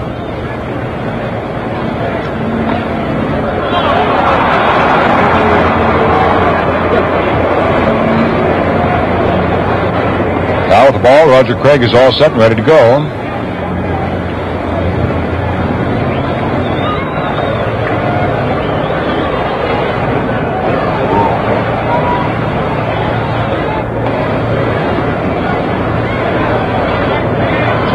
Craig checks off his veteran battery mate, Campanella. Now accepts the 3rd set of signs. Delivers 1 and 2, and McDougald takes a high curve off the shoulder. Started to twist after it and then got away from it. 2 balls, 2 strikes. Outfield playing just about straight away for Gil. Playing plenty deep. He can bang that ball for you. 2-2 pitch by Craig. An overhand curveball swung on and pumped foul back to the screen. Means a new ball in play now. Campanella fires it out to the mound. Craig takes a look at it, then decides he doesn't want it. Says, could I have another one? Bill Summers gives it to him. Gil McDougald with the count of 2 balls, 2 strikes. 2 outs, bases empty, top of the 5th inning. Brooklyn leads it 3-1. rookie Roger Craig from Durham, North Carolina. Come call out pitches. McDougal takes a curve high and on the inside for ball 3. Frankie Crosetti gets the attention of Gil McDougal. He steps back away from the plate to take a look at what Frankie wants. Then moves right back up there. Still have activity down in the Brooklyn bullpen. Carl Spooner, the left-hander. Don Besson, the right-hander for him. Now Craig's ready. The 3-2 pitch to Gil McDougal. Down it whistles. Inside for ball 4. And before Yogi Berra gets up there to the plate, let's pause here 10 seconds for station identification. This is Mutual, the radio network for all America. 2 down, 1 on in the top of the 5th inning. Roger Craig has walked his 4th man, and Gil McDougal is the Yankee base runner. Yogi Berra got the first hit off Roger Craig, smacked one against the scoreboard as the leadoff man in the 4th inning. A single. Swings on his pitch and hits it right down to Hodges. He digs it out of the dirt, steps on first. Bing, just that fast, that's all. Well, that ball was smashed right at Hodges' feet, and he went right down in the dirt and picked it right up. No runs, 1 hit. The walk left the man on. And there were no errors in the inning. So the score at the end of 4.5 innings of play remains Brooklyn 3, and the New York Yankees have 1. Well, we've had quite a ball game so far here at Ebbets Field. It's a 3-1 count, Brooklyn leading, and they're scrapping to stay in the series along with the New York Yankees. And I know, sitting over here to my right, young fellow who has been observing and knows that we have quite a ball game going. And he'll be calling the last section of it for you, so let's all rear our ears back and listen to our buddy Bob Neal. Come on, Bob. Thank you very much, Al. I was especially interested in watching the look on Yogi's Berra on that drive that you so beautifully described, that sharply hit ground ball that Gil Hodges just seemed to reach down and seemed to have a big magnet in his glove, and there it was, and there was his foot on the bag, and Berra almost popped back. So the Dodgers displaying beautiful defensive ability, with a youngster out there today who's not only getting his first World Series start, but as Al told you earlier, is actually seeing his first World Series game. So the Dodgers come around the last half of the 5th inning. And the 5th inning in the previous games played in the series has been a big one for the Dodgers. Pee Wee Reese, the captain, who is looking for his first hit. He's walked once, takes a curveball from Bob Grimm that's thrown outside for a ball. The outfield for the Yankees has Howard in left field, back near the wall. In right center, a few steps is Irv Norn, and Collins is around in right. Gil McDougal is playing about 1 step off the edge of the grass at third base, and deep at short is Jerry Coleman. And Grimm's ready, and he delivers a fastball swung on. A drive into right center field. Moving over for it is Irv Norn, shading his glove with his eyes with his glove, and he makes the catch. Norn, who is a left-hand thrower and has that glove in his right hand, in crossing over to right center, had that glove up, shading his eyes, got the glasses down, and made the catch. So Pee Wee Reese goes out to Irv Norn in right center field, and there's one away for the Dodgers in the last half of the 5th inning, and here's Duke Snider. Duke has a home run in 2 times at bat. He forced a run in the first. His home run in the third was a big drive. The Duker waits. The left-hand batter swings on a curve. He misses for a strike. Grimm has what they call in the trade a live arm. He can pump that fastball and it jumps. His curveball breaks sharply, and his slider pops in there. And he has a good let-up. The outfielder on the right, out of respect for the Snider, the Duker's big power, takes a fastball high outside. It's 1 ball, 1 strike.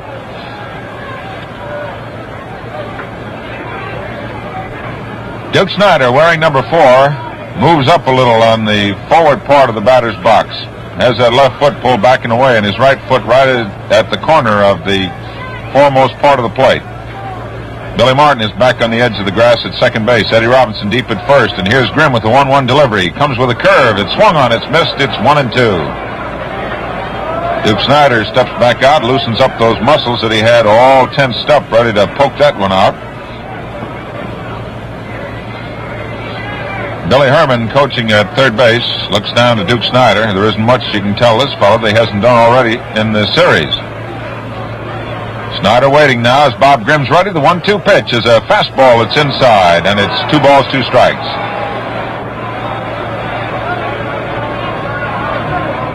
Two and two. The crowd is noisy because the Dodgers are leading 3-1, and this is the home of the Dodgers, Ebbets Field. Brooklyn leading 3-1 with 4 hits for the Dodgers, 3 for the Yankees, and a 2-2 count to Duke Snider, and the pitch is on its way, and it's a fastball inside. Ball 3. 3-2 with 1 out. On deck is Roy Campanella. Snider steps out, takes a little stroll. Duke, with his home run, has now knocked in 19 runs in World Series competition for a National League record. Bob Grimm is ready with a payoff pitch to Snider. He swings. There's a drive that is going to go way over the wall for a home run.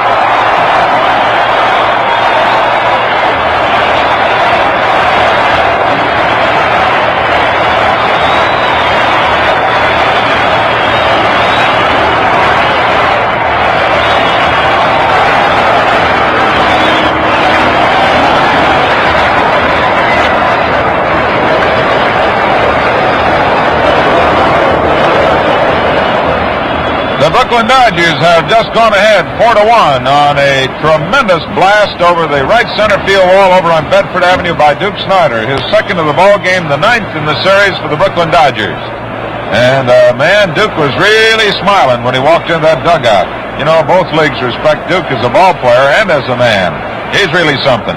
Here's a pitch to Roy Campanella. Curveball breaks low and outside. And another illustration of Snider's great competitive ability. He's shouting encouragement now up to Roy Campanella. Outfield straight away. Bob Grimm is ready. Delivers a fastball that drives Campy back, and it's a 2-ball count. Bob Grimm has been nicked by the Brooklyn Dodgers for 4 runs off 3 home runs. 1 by Sandy Amorous, a 2-run blast in the second inning, and 2 by Duke Snider, 1 in the third leading off, and 1 here in the 5th with 1 out. Grimm looks down to the good earth below him, and he looks now to Yogi Berra, and he's ready with a 2-ball pitch outside, ball 3. And I would presume that Bob Grimm is a little shaken by the bouncing of the air and the little particles of air after that drive went blistering out there into right center field. Here's a 3-ball pitch. It's outside for ball 4, and Roy Campanella is on.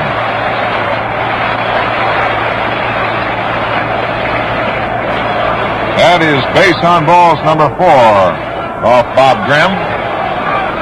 And Casey Stengel now comes up to the top step of the dugout. He looks out over his infield. He's looking specifically to Bob Grimm.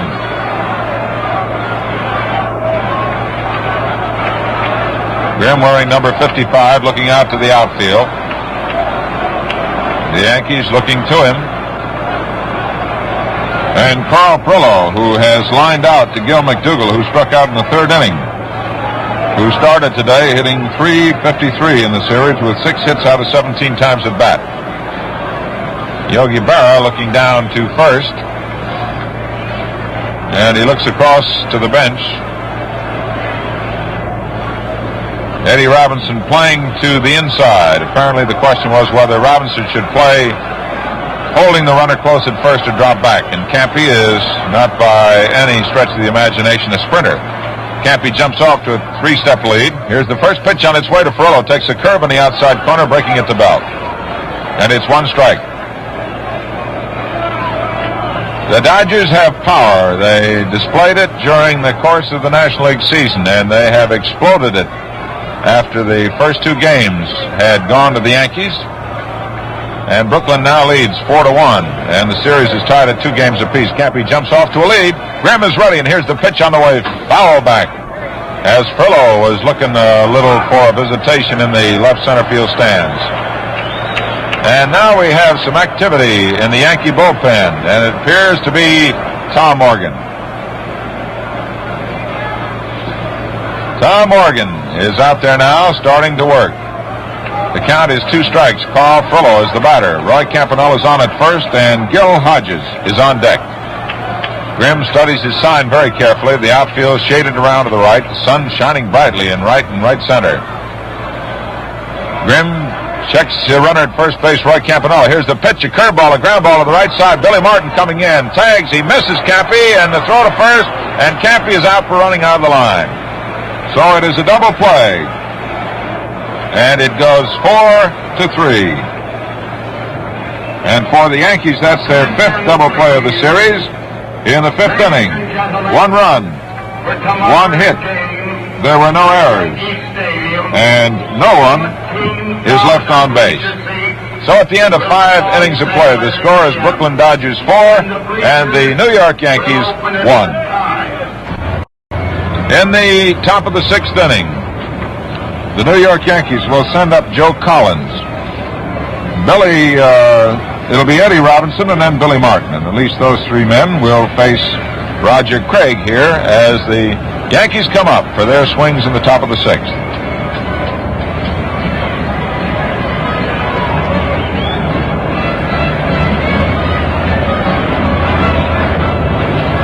Joe Collins, who was such a big man for the Yankees in the first 2 games over in Yankee Stadium, who has 3 runs batted in, takes a fastball that's inside for ball 1.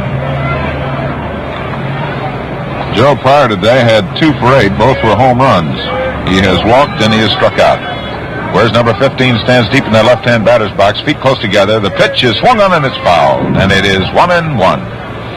That one went bouncing around. We have been anticipating throughout the 3 games here in Ebbets Field the possibility of getting a souvenir, because the netting, which was up in front of us, was removed. So we're watching carefully as Craig delivers the 1-1. There's a curve that's just inside and low, and it's ball 2. 2 balls, 1 strike. The Dodgers have Sandy Amorous out in left center field. Duke Snider's around in right center, and deep in right, about 3 steps away from the wall, is Carl Frillo. Jackie Robinson's in close at third with the left-hand batter Collins up there. The 2-1 pitch is a fastball on the outside corner for strike 2. Collins took a look, and he is a little unhappy as he realizes that a good one got that corner. So it's 2-2. Joe Collins leading off for the Yankees in the top of the 6th, in the right side of the infield for the Dodgers, respectfully deep. Gilliam and Hodges. There's the swing and a ground ball to the right side. Gilliam moving in to his left, has it, throws to Hodges, and he's got him. So Joe Collins tops a roller that Junior Gilliam comes pounding in for, gets, and moves it over to first base in time for the out. So for the Yankees in the 6th inning, there's 1 away. And Eddie Robinson, who has walked in his 2 unofficial appearances at the plate today, since he's not charged with the time at bat.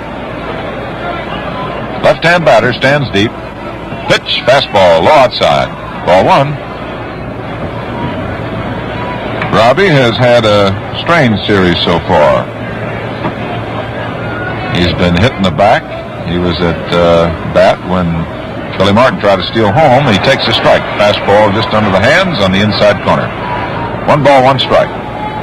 Yesterday came through with a single and has himself an RBI.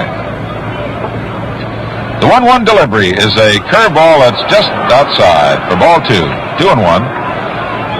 The Brooklyn Dodgers are leading 4-1. This is the 5th game of the World Series, and the teams are deadlocked with 2 victories apiece. Ready now, the 2-1 pitch, a fastball inside for ball 3. And Roger Craig, who stands 6'4", weighs 178 pounds, who won 5 while losing 3 during the regular National League season. And as Al pointed out, had the 2nd best earned run average with 2.77. Takes a little stroll for himself, comes back now and looks in to Roy Campanella. A 3-1 pitch, and the delivery is a fastball strike. So the count is full. 3 balls, 2 strikes. And so Eddie Robinson will be on guard, as will Roger Craig. Frankie Crissetti coaching at third.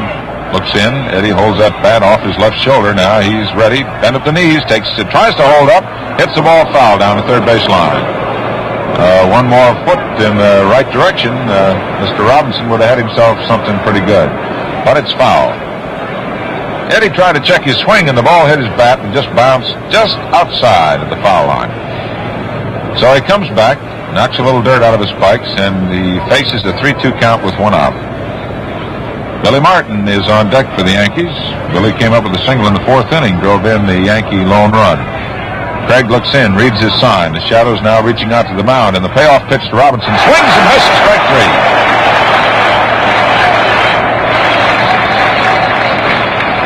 So that is strikeout number 4 for Roger Craig. And he has equaled another statistic which he holds today, 4 bases on balls. 2 out. Billy Martin's the batter. Right-hand batter, stands deep. Close stance, holds the bat level with his shoulders. Roger Craig's into his windup. The pitch to Martin is swung on a ground ball to the left side. Jackie Robinson gets it on a nice big hop, makes the throw across. Low full. It bounces away from Hodges, and on at first base is Billy Martin.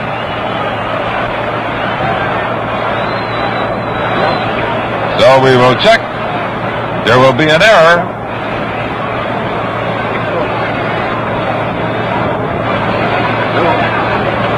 There will be an error charge. Hello. Get off. Well, I'm not the one saying that. What is error on the throw? There's an error on the throw. So Billy Martin is on at first. And the batter now for the Yankees is Jerry Coleman. This is his first time at bat. First pitch takes a swing and slashes a foul going over the top of the roof back of the Dodger dugout. Coleman came on in the 4th inning when the Yankees substituted Bill Skowron for Phil Rizzuto. And this is his first time up. Jerry's been in 2 previous World Series games.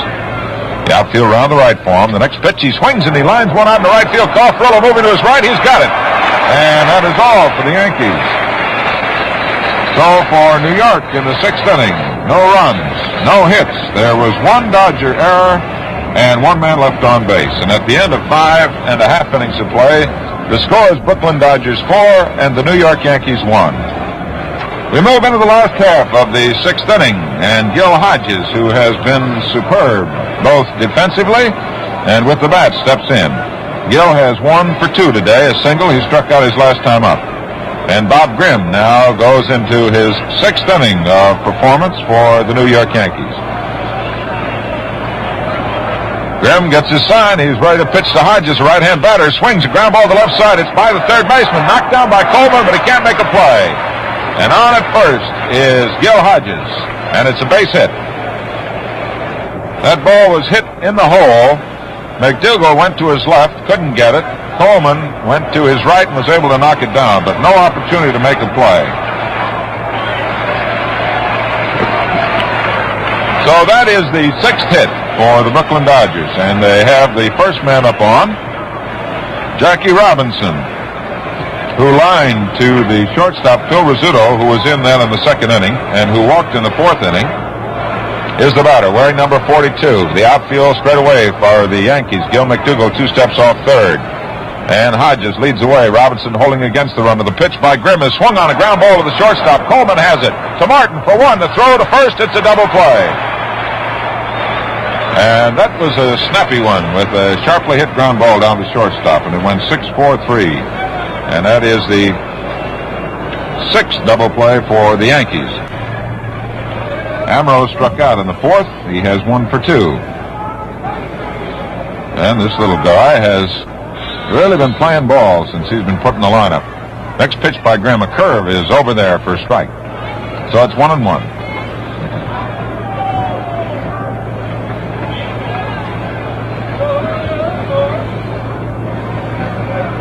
One ball, 1 strike, 2 out. Sandy Amaris holds that bat back and away, and he cocks it with his hands, and he's ready to swing, and he does, and he misses for 1-2. Herb Norrin playing around in right center. Joe Collins playing in right field, and the Yankees are hurt with Hank Bauer with a pulled leg muscle being sidelined, and Mickey Mantle sharing the same fate. Big hole open in left center. Deep in the right side is the infield, and the pitch is swung on and fouled back, and it remains 1-2. 1 ball, 2 strikes, 2 out. And the Dodgers are taking their swings here in the last half of the 6th inning.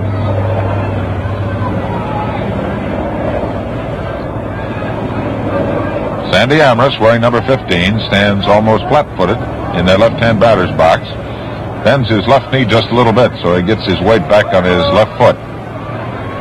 He waits, and Grimm is ready with the 1-2 pitch. It's swung on, and he missed it, and it's dropped by Yogi Berra. Makes the throw down to first, and it's a strikeout for Bob Grimm. So for the Dodgers in the 6th inning, no runs, 1 hit, no errors, and nobody left on. And at the end of 6 full innings of play, the score is Brooklyn 4, the New York Yankees 1. We move into the top of the 7th inning, and we may have a pinch hitter for Bob Grimm. Looks like Big Bob Serve is going to come out and swing for the pitcher, Bob Grimm. And that's who it is. Bob Serve, who has played center field and left field, and in 2 games has been up 7 times, who is looking for his first hit in the series, who has struck out 4 times, is in there. Big right-hand batter, powerfully built. First pitch is low and outside, a fastball, ball 1. Serve is the kind of fellow that looks like somebody swiped a couple of those supports that used to go up in those ancient Roman Colosseums and stuck it under a very well-built young man, because he's got legs like a fullback. The count is 1 ball, 1 strike. Bob Turley is loosening up in the Yankee bullpen. There's a curve that gets the outside corner, and it's 1-2.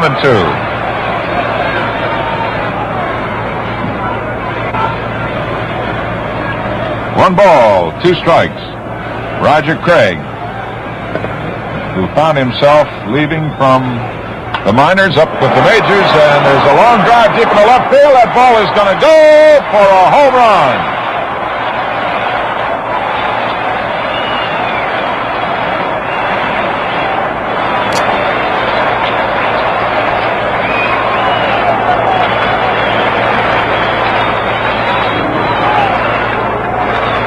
So Bob Serve has finally dented the old hit department, and what a hit he got. A long drive that hit the railing upstairs and bounced in the lower seats for a home run, and the score is now 4-2. And that is the 4th hit given up by Roger Craig. Craig, who started the year at Montreal and then on July 16th found himself with the Dodgers, never dreamed he'd be pitching in the World Series. And here he is. And there is activity in the Brooklyn bullpen. Here's Elston Howard, right-hand batter. First pitch is a fastball, strike 1 call. Clem Labine and Billy Lowe's start to go to work for the Dodgers. Both right-handers. Craig is ready. The pitch is low and outside. Elston Howard taken for a ball. 1 ball, 1 strike. And the Dodger rooters, who a few moments ago were rather carefree and happy and rollicking, are now starting to get a few worry lines. Low outside, ball 2. 2 balls, 1 strike. This is the 5th game of the World Series. Brought to you with the very best wishes, the wonderful folks of the Gillette Safety Razor Company of Boston. The outfield straight away. Left side of the infield's deep, and Craig's ready. The 2-1 pitch to Howard outside for ball 3. 3 balls and 1 strike, and Roy Campanella goes out to have a chat, and Pee Wee Reese, as if fired from a jet, comes in to have a chat with his pitcher. Craig has been going right along as smooth as can be, and then all of a sudden he is having a little trouble with his control. He gives up a big home run blast to Bob Serve. And here's Elston Howard with a 3 ball, 1 strike count, stepping back in. The outfield playing straight away and deep in all fields for the Dodgers. Reese deep at short, Robinson deep at third. Craig looks to Campanella. He's into his windup, and here's the 3-1 pitch to Howard. A fastball, strike 2 call.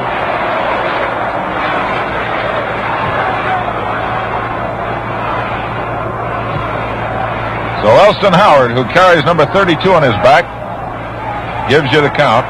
And the payoff is low for ball 4.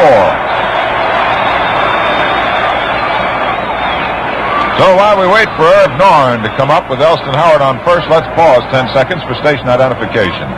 This is Mutual, the radio network for all America. Walter Alston, the manager of the Dodgers, is coming out.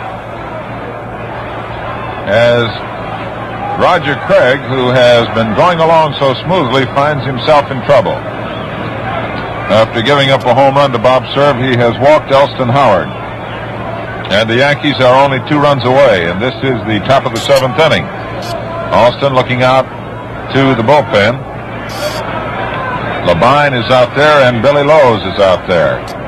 And the question of debate is whether Mr. Alston is going to lift Roger Craig or whether he will give him a vote of confidence and go on. Umpire Bill Summers goes out there, and Pee Wee Reese acts as the interceptor. He's talking to the umpire while Walt Alston chats with his pitcher and his catcher, Roy Campanella. Alston, still rolling it over in his mind, says he's going to make a change. So we're going to have a new pitcher for the Brooklyn Dodgers. In the 6 innings that Roger Craig has worked, he has given up 2 runs. He has given the Yankees 4 hits. He has struck out 4. And he has walked 5. And the runner at first base, Elston Howard, is his responsibility. It is going to be Clem Labine coming on from the bullpen of the Dodgers. And this marks the 4th game in which Labine has been used. He worked 6 1/3 innings. And there's a fine hand for Roger Craig, the youngster who leaves after working 6 full innings and holding the mighty Yankees to 2 runs and 4 hits.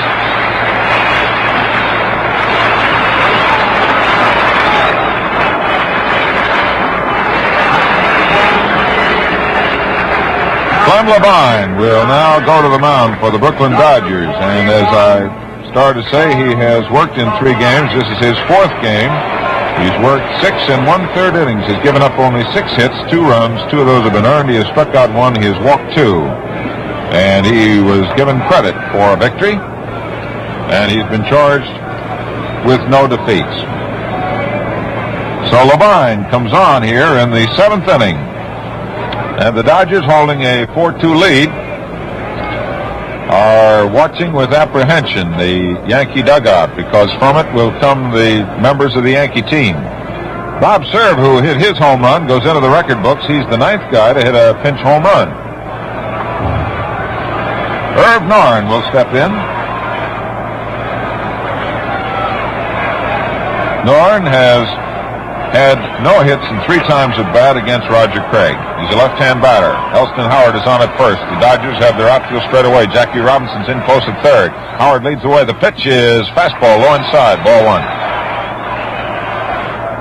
And Billy Lowe's continues to work in the Dodger bullpen, and someone is being called to take the spot vacated by Labine, who has gone to the mound.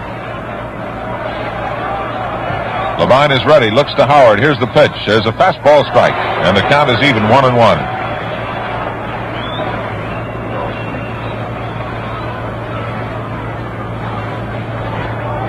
The outfield straight away.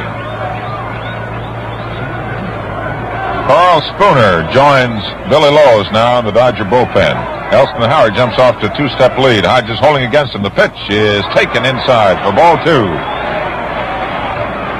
So Clem Labine, who looked as cool as a fall afternoon yesterday, is looking just as cool now, but I wonder within himself if he isn't a little concerned. The 2-1 pitch is on its way. Norrin swings a ground ball to the right side. Taken by Hodges. Throws to Reese for 1. The throw back to Hodges. A double play.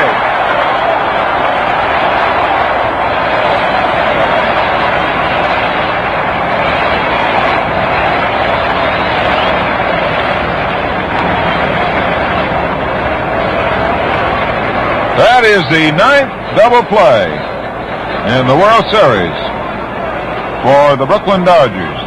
And Mr. Gil Hodges continues to cover himself with glory as he got that ball over quickly to Reese, who got it right back to Hodges. And that is the 4th double play that Norrin has hit into in this World Series.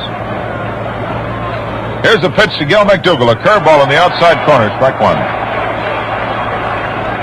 So the Dodgers have wiped the Yankees off the bases, and McDougal comes up with 2 out. And the Dodgers are hanging on to a 4-2 lead. And Levine continues to work. Next pitch, a curve in the dirt. So it's even, 1-1.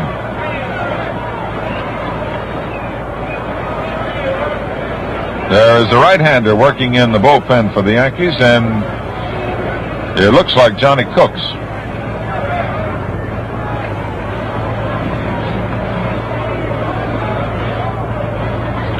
Here's the 1-1 pitch, swung on, a ground ball, gloved nicely by Levine. He lets him run, he throws, he's got him. Levine just reached out to the left like a fisherman going in for a big perch. He had the ball, he let him run, and he throws in plenty of time. So the Yankees in the 7th inning get 1 run from 1 hit. There were no errors, and nobody left on base. So at the end of 6.5 innings of play, the score is Brooklyn 4 and the New York Yankees 2. We have a new pitcher for the New York Yankees, and Casey Stengel, who really makes some changes, has sent in Bob Turley. Now, Turley started the 3rd game of the World Series, and as you recall, he lasted 1 1/3 innings. He gave up 4 runs and 3 hits. He struck out 1, he walked 2, and he hit a batsman. And he was charged with the loss of that 3rd game of the series. So Bob Turley comes on now in relief for the New York Yankees, replacing Bob Grimm. Now pitching for the Yankees, Turley is a fireballer.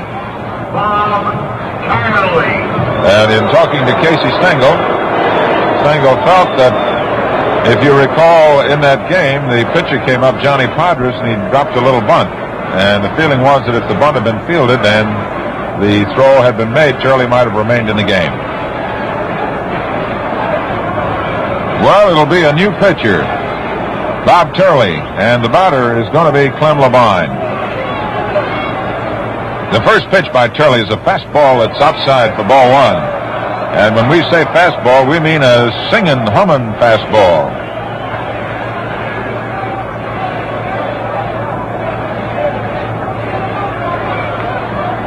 Bob Turley's ready, and that right arm comes around. Another fastball that's outside for ball 2. The outfield is shallow. Billy Martin trots in to say something to Turley. Jim Turner, the pitching coach of the Yankees, down in the dugout, is motioning out to Turley that he thinks he's aiming the ball. Shouting out to him, cut it loose. Well, Billy Martin goes back to his position. Clem Levine is waiting now. Here's a fastball. It's over for a strike, and it's 2 balls, 1 strike. The Dodgers are leading the Yankees 4-2. 4 runs, 6 hits, and 2 errors for Brooklyn. 2 runs, 4 hits, no errors for New York. Into the windup is Turley. He delivers a fastball that's high and inside for ball 3. Levine has demonstrated that he has heart when he came in to pitch so beautifully in the 7th inning for the Dodgers. He's displaying more heart by even standing within 20 feet of that plate with Bob Turley firing those bullets. Here's a 3-1 pitch. There's a fastball on that outside corner, and it's 3-2.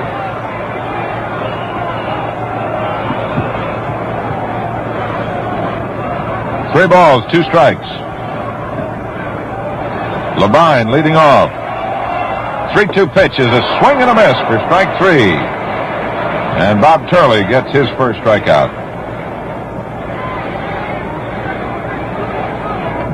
First for Bob Turley. Bob Grimm racked up 5. The batter's Junior Gilliam, who has 1 hit and 3 times at bat. Batting left, chokes the bat. Turley delivers a fastball. It's outside for ball 1. The outfield is around the right, with Irv Norn in right center field. Deep in right field is Joe Collins, and the right side of the infield playing back. And Gil McDougal, a third baseman, in on the edge of the infield grass with his left-hander. Turley's ready, comes with a fastball inside for ball 2. And if you needed an indicator to appreciate the speed of that ball, you watch Yogi Berra's mitt, because when that ball hits in there, dust flies. Turley, strong and young, looks in. Starts into his windup, and the 2-ball pitch to Junior Gilliam is a fastball that's inside and low for ball 3.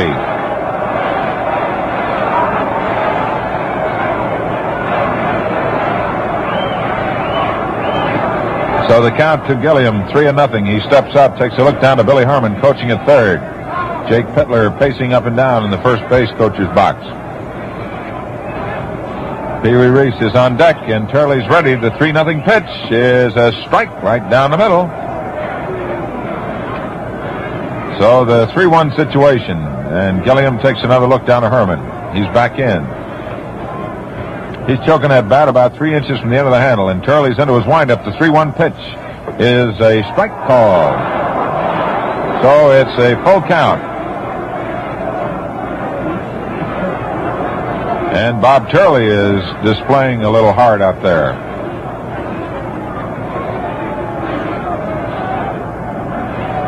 Ready now. The payoff to Gilliam is outside and high, ball 4.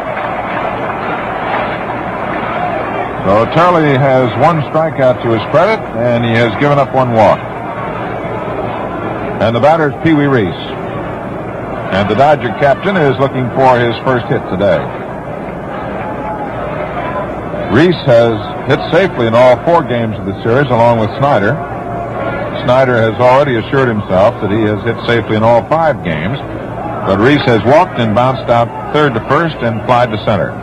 The outfield moves around middle to the right. Gilliam jumps off to a lead. Robinson, there goes Gilliam, a swing and a foul. Back off the screening to our left. And it bounces off some iron and bounces downstairs, and it's grabbed by an associate of the governor of New York State.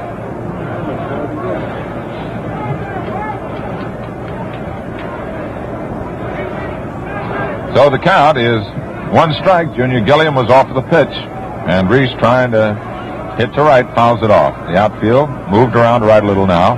Martin looking to Jerry Coleman. Gilliam leads away. The pitch to Reese, a fastball, strike 2 call.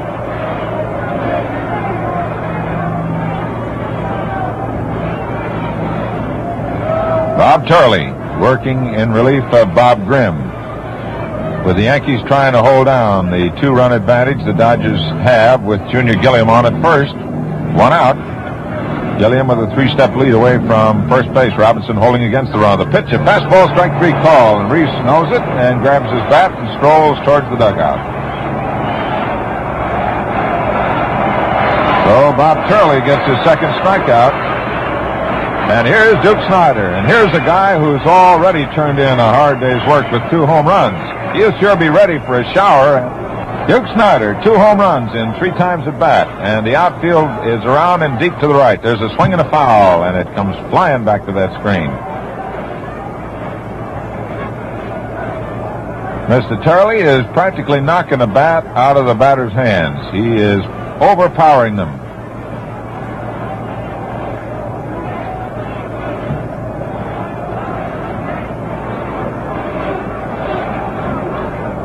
The outfield around the right. Norn is deep in right center. Deep in right is Joe Collins. Turley checks the runner, Gilliam. Here's the pitch. A fastball swung on and missed. Strike 2. And Snyder was trying to rack up number 3. And Yogi Berra, who's one of the most talking catchers you ever saw, says to Snyder pretty fast, and Snyder just nods his head. Turley's ready once again. The pitch to Snyder swung on. A fly ball hit deep in the left field. Moving over to his right is Elston Howard. Still coming on. He can't get it. It drops in. Fair ball. And the throw is to second. And sliding in is Duke Snyder.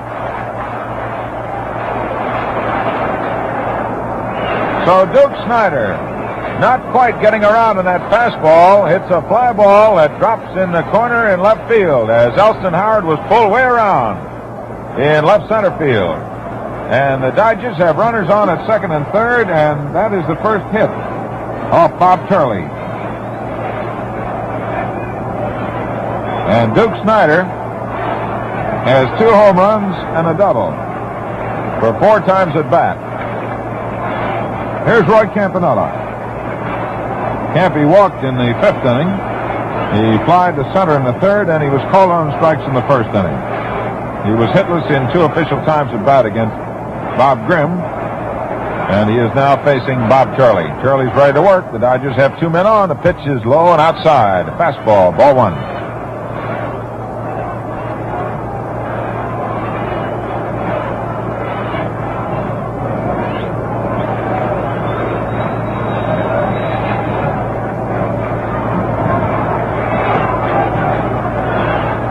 Roy Campanella. There's a swing and a miss.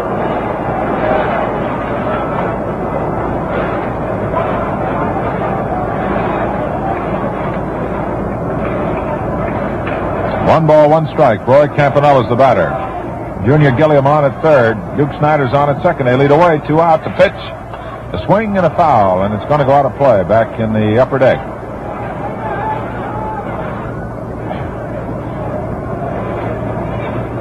Campy, prior to today, had 6 hits and 18 times at bat. And all of those hits he racked up here in Ebbets Field. The outfield straight away for Campanella. The left side of the infield's back with 2 out. Gilliam 2 steps away from third. Snider strolls away from second. Martin trying to bluff over that he's going to run over. And Turley delivers, and there's a curve that's way inside, and down goes Roy Campanella.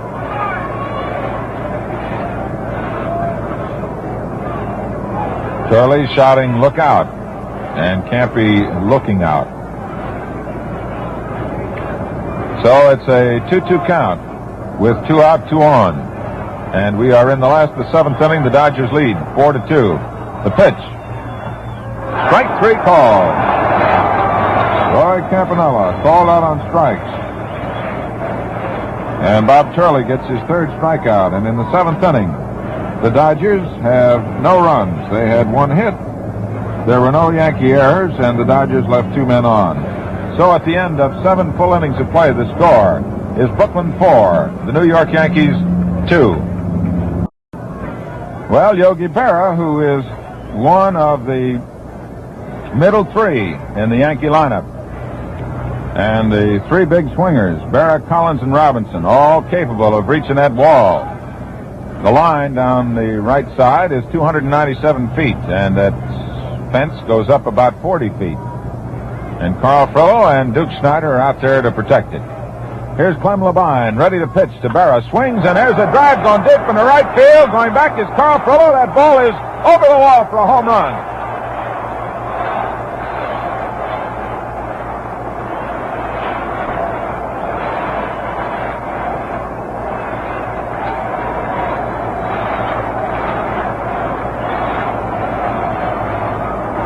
Well, Yogi Berra has just come up with his first RBI of the World Series. A home run blast out over the 40-foot wall onto Bedford Avenue, and the score is now 4-3. And the Dodgers' lead has been cut to 1 run. That is the first hit off Clem Labine. And stepping in is Joe Collins, left-hand batter. Outfield around the right. Labine is ready, delivers. There's a fastball. It's through there for a strike.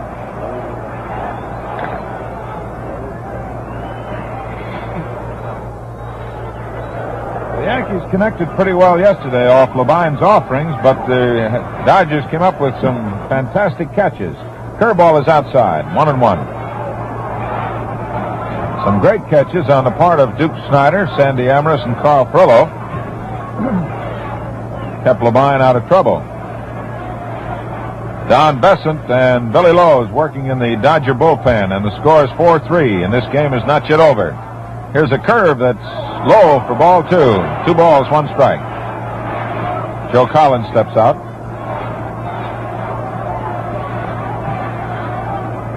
Jackie Robinson, the third baseman, is about 1 step off the edge of the infield grass, and he's shaded over towards the shortstop position. Pee Wee Reese is deep at second. At short, and deep at second is Gilliam. The pitch on its way, swung on, foul.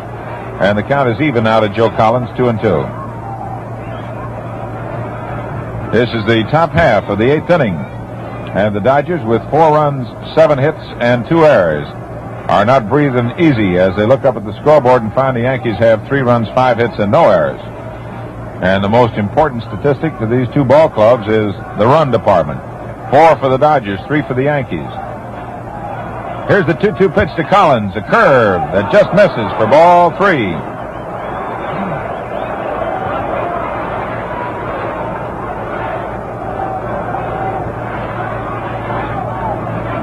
3 balls, 2 strikes.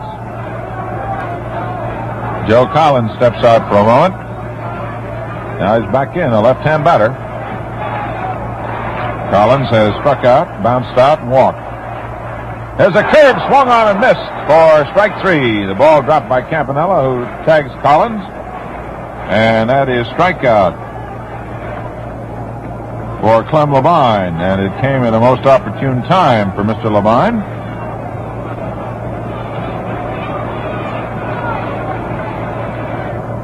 So with 1 out, the batter now is Eddie Robinson, the big left-hand batter, who has walked twice, who struck out in the 6th inning.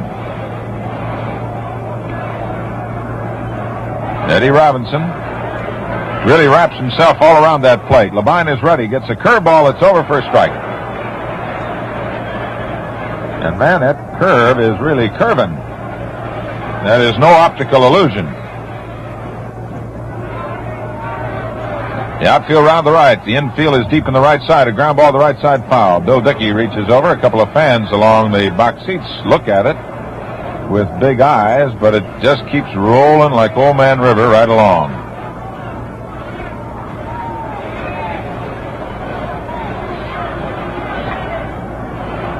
Yale Hodges playing 1 step off the edge of the outfield grass at first base and about 5 steps off the line. Here's Labine with the 2-strike pitch to Robinson, a fastball high and outside, and it goes by Campanella's mitt all the way back to the screen. So it's 1 ball, 2 strikes. Brooklyn 4, the New York Yankees 3. We're in the top of the 8th. 1 out. Pitch is a curve breaking low and inside, and Robbie checks his swing and he takes 2-2.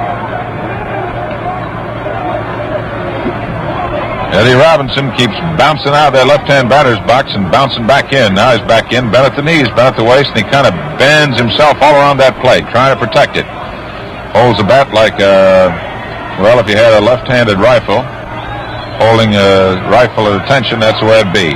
Here's a pitch, a curve that pops out of Campy's mitt. It's inside. It's ball 3. So the count is full now. 3 balls, 2 strikes.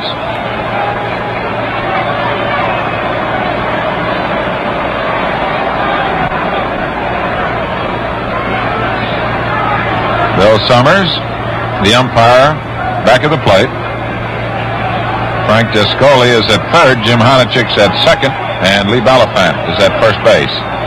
Labine is ready, and here's the payoff pitch to Robinson. A curve, he drives it out in the right field. It's in there for a base hit. Carl Fuller going over near the wall. It bounces off the wall, and Robinson is held at first base. As Carl Fuller, reading every inch of that wood out there, gets that ball before it flickers away too many inches. So Robinson lashes 1 in right field, and the Yankees have a runner on at first, and he represents the tying run. And we're going to have a runner for Robinson.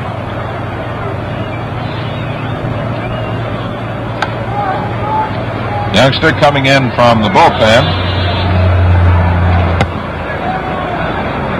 It looks like Tom Karl.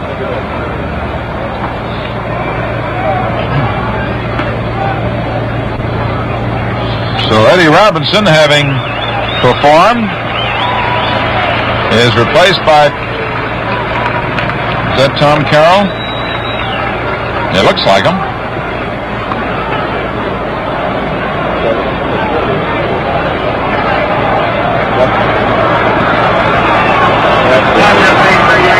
Tom Karl running for Robinson. The throw to first, back safely. Karl is a bonus baby signed by the Yankees. Hank Bauer is running out into the left field corner of the bullpen. So we may have Hank Bauer in this ball game yet. From Labine, checking Karl carefully. The pitch to Billy Martin is outside for ball 1.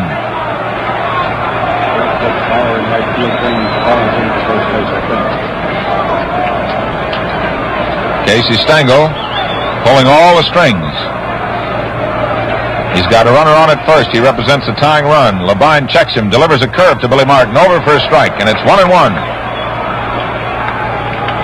And if you thought there was tension in the earlier 4 games of the World Series, you can add them all up and put them right here in the 5th game. Tommy Byrne, the left-hander, starts to loosen up out there in the bullpen. Here's a pitch, a curve that misses outside for ball 2. 2 balls, 1 strike. Tommy Byrne, the left-hander, is loosening up in the Yankee bullpen. And Hank Bauer is loosening up. And it may be that Casey Stengel will move Joe Collins in to play first and put Bauer, ailing leg and all, out into right field. Bauer ran out there pretty well. Karl leads away, 3 steps. The 2-1 pitch to Martin. A ground ball to the left side. Jackie Robinson in with it. Throws for 1. The throw to first. A double play. Hodges hanging on to that ball. Had to wait for a moment to make sure he didn't drop it. And umpire Lee Balafant, watching very carefully, watches as they complete the double play. And it goes 5-4-3. Robinson to Gilliam to Hodges. And the Dodgers have come up with their 10th double play of the series, their 3rd of this game. And for the Yankees in the 8th inning, they come up with 1 run from 2 hits. There were no errors and nobody left on base. And at the end of 7.5 innings of play, the score, Brooklyn 4, New York Yankees 3. The Yankees have put Hank Bauer out into right field. And Joe Collins has moved in to play first base. So that's the change. Bob Turley is now pitching to Karl Frollo. Fastball, he takes a swing and he misses. And Mr. Turley pitching with the shadows now reaching out beyond the mound and up towards second base is blazing that ball through there. Next pitch to Frollo is low, a fastball for 1-1. Well, the Dodgers have had superb defensive play, and we're not taking anything away from the Yankees. They have played excellent ball defensively also. But the double play strength of the Dodgers has been great. Outside for ball 2. 2 balls, 1 strike. The Yankees had something going in the 5th inning, and the double play took care of that. They had something going in the 7th inning, and the double play took care of it, and again in the 8th. 3 double plays today for the Dodgers. Turley's ready. The pitch is swung on. A ground ball to the right side. Billy Martin going to his left. Bounces off his glove. Goes out into right field. Hank Bauer moves in to protect as Frollo makes the turn at first. He starts going to second and stops as Bauer recovers the ball. So it's a base hit. Hard smash by Karl Frollo. Billy Martin going quickly to his left was not quite able to get that ball. So Frollo comes up with a base hit, and that's the 8th for the Dodgers today.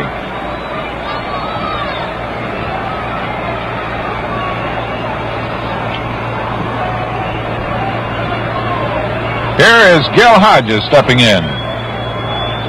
And I presume that every manager of every ball club in the country has drooled today in listening to and watching and hearing of the great exploits of Gil Hodges, because he has been outstanding at first base. He has 2 hits and 3 times at bat. Right-hand batter, bent at the waist. He started to look as if he was going to square away to bunt, and then Turley stepped off the rubber. He's back in. Leading away from first is Karl Frollo. There's the pitch. He takes it, and it's low. He'd shortened up on that bat as if he was going to drop a bunt along, and Gil McDougall came charging in, as did Joe Collins, but Hodges takes the pitch. It's low outside, ball 1. Walt Alston, the manager of the Dodgers, playing him real close to his vest now as he tries to pick up another run to give him some insurance. Outfield straight away. McDougall at the edge of the infield grass, the pitch, and he drops the bunt along the first baseline. It's rolling foul. So it's a 1-1 count. While we wait for a new ball to come in, let's pause 10 seconds for station identification. Gil Hodges steps back in the right-hand batter's box as all of the thousands of eyes here in Ebbets Field are focused on Bob Turley, and then they will move quickly like a ping-pong match to the bat of Gil Hodges. 1-1. Frollo leads away. The pitch is bunted along the first baseline. Here's Collins coming in. Turley takes it. Can't throw to second. Throws to first to Martin for the sacrifice. And the play goes 1-4. And the sacrifice is good, and the Dodgers have a runner on at second. And the applause is for Jackie Robinson, who has lined out to the shortstop, who has walked, and who has bounced into a double play. Jackie, prior to today's game, had 3 hits and 15 times at bat, but the statistics do not measure the strength that he has provided Brooklyn on the left side of the infield and the inspiration he has given them whenever he has been out there on those base paths. Frollo is on at second. Yogi Berra goes out to have a chat with his pitcher, Bob Turley. The outfield for the Yankees has Elston Howard in left field. Irv Norn is in center field, and in right field is Hank Bauer. Jackie Robinson, who may be approaching the twilight of his career, stands in there. Turley's ready. The first pitch to Robbie is low outside for ball 1.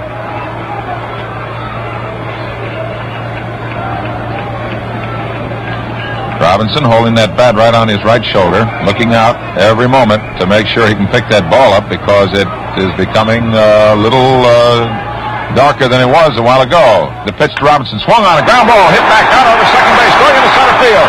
Here's Frollo making the turn at third, and the throw is to second base, and Robinson, who had turned first, going on to second, has to go back. But it's a single for Jackie Robinson in the center field, and the Dodgers have picked up another run.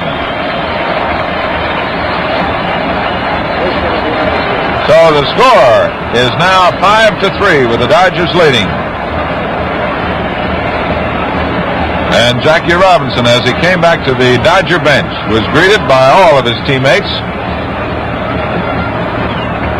who have been applauding the performances of the veteran for every game and every inning and every moment of the 5 games of the World Series.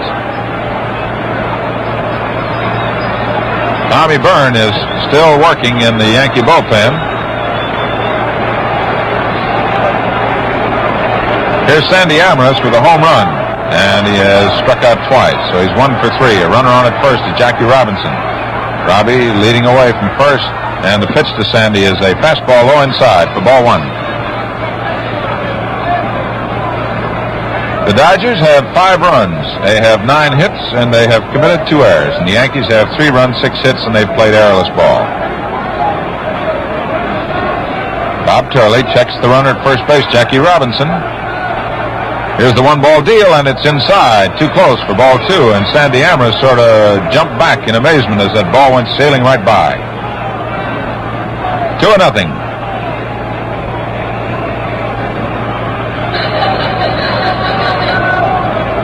The fans still buzzing over the single by Jackie Robinson. Brings in the 5th run for the Dodgers. The pitch to Amaris, a fastball strike. So it's 2 balls and 1 strike.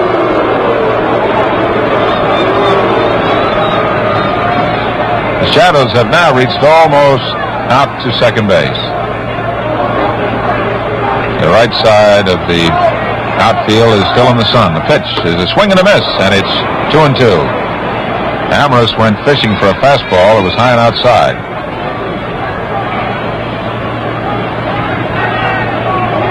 So Bob Turley goes back to get a little rosin. Irv Norn is in right center field. Deep in right field is Hank Bauer.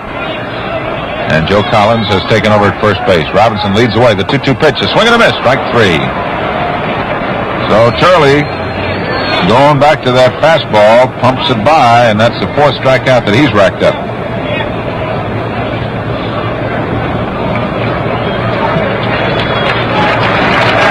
The hand is for Clem Labine,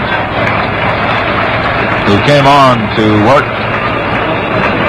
for the Brooklyn Dodgers in the 7th inning after Roger Craig, the starter, given up a home run to Bob Cerv and had walked Elston Howard. Labine was the batter in the 7th inning and struck out. He takes a fastball. It's over for strike 1. 2 out. Jackie Robinson on at third base, or at first base. And the score is Brooklyn 5 and the New York Yankees 3. Robinson again jumps off to a lead. Holding against him is Joe Collins. The pitch is swung on and missed for strike 2. Turley threw a slider. and the ball broke about a foot. So it's 2 strikes. The outfield playing on the shallow side. There's a swing and a miss for strike 3, and Bob Turley disposes of Clem Labine. But the Dodgers in the 8th inning come up with 1 run from 2 hits. The Yankees committed no errors, and the Dodgers left a man on base. And at the end of 8 full innings of play, the score is Brooklyn 5, the New York Yankees 3. The top of the 9th inning for the New York Yankees. And Casey Stengel, pacing up and down in the Yankee dugout, will undoubtedly make some grabs of the rest of the talent on the bench.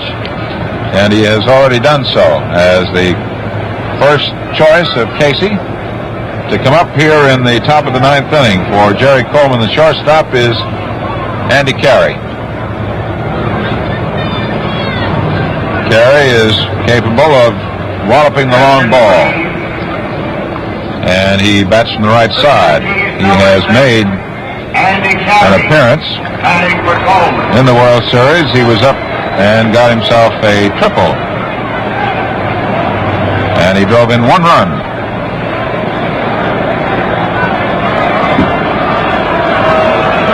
So Andy Carey, a right-hand batter, faces Clem Labine, and the first pitch he hits a sharply hit ground ball down to Jackie Robinson, knocks it down, makes the throw, he's got him. Jackie Robinson playing very careful on that sharply hit ground ball. Went to one knee, knocked it down, made the throw, and he has 1 out. So Carey, batting for Coleman, bounces out 3rd to 1st. And somebody running in from the bullpen, looks like Tommy Byrne, is being brought in to swing for Bob Turley. Byrne not only can pitch well from the left side, but he swings well from the left side. In the game that Byrne pitched and won, he was at bat 3 times, came up with 1 hit, and he drove in 2 runs. And if you remember, it was a solid smash that almost decapitated Billy Lowe's and went out into center field. Tommy Byrne, wearing number 23, who has been working out in the bullpen, swings 2 bats with that left arm and gives him enough, I would say revolutions to suddenly find himself being airborne. Billy Lowe's is in the bullpen for the Dodgers with 1 out in the top of the 9th inning, and the Yankees trailing, the Dodgers leading 5-3.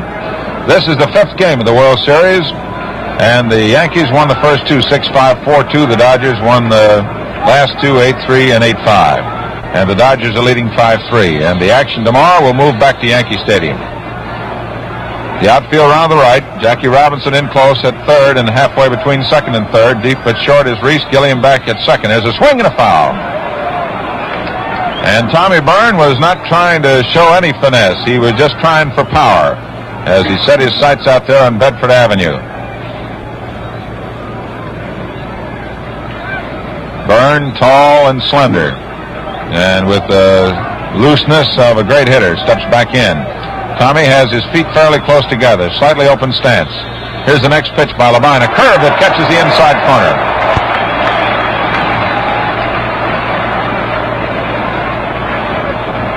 So Clem Labine, who could practically run for a big office in the borough of Brooklyn and be unanimously elected at this moment, is working on the mound.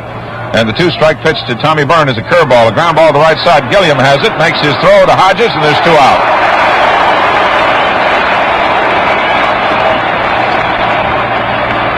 So there's 2 away in the top of the 9th. The Dodgers leading 5-3. Be sure to stay tuned for the colorful summary of today's game by our good friend Bill Corum, famous sports columnist.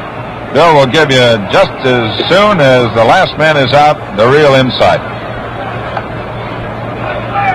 Elston Howard is up now in the 9th inning, with the Dodgers needing 1 out to win the 5th game of the series. There's a swing, a ground ball, a broken bat, and a grab by Gilliam. The throw to Hodges. The game is over. no runs, no hits, no errors, nobody left on. And the Brooklyn Dodgers win the 5th game of the World Series and lead 3-2. The final score, Brooklyn 5 runs, 9 hits, 2 errors. The Yankees 3 runs, 6 hits, no errors.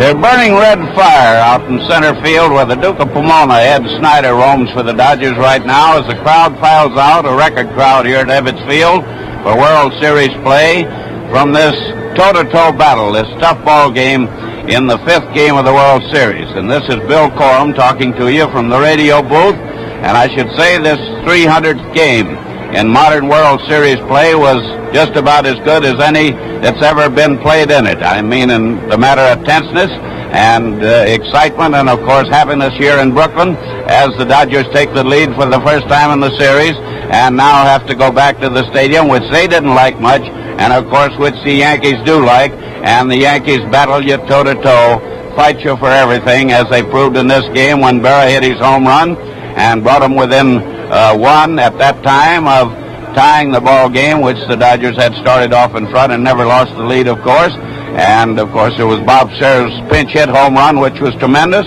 But actually, again, it was, as I say, the Duke of Pomona, Ed Snyder, who was the great hero, matching the 2 Yankee home runs with 2 of his own, his 9th in series play to put him ahead of Joe D., that's Joe DiMaggio, and back only of Ruth and Gehrig for home runs in World Series play. That's overall total, of course, 9.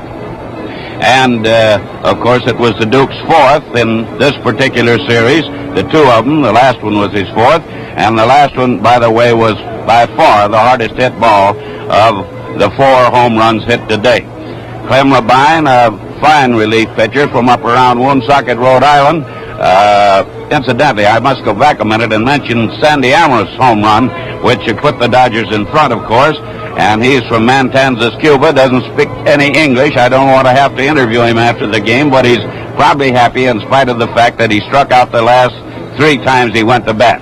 Either a feast or a famine with him, but they're probably celebrating down in Cuba tonight. And Buck Cannell, who often works with us on these Gillette Cavalcade of sports shows, doing the Spanish broadcast, is a pretty happy fellow up in the press box, too, I can tell you.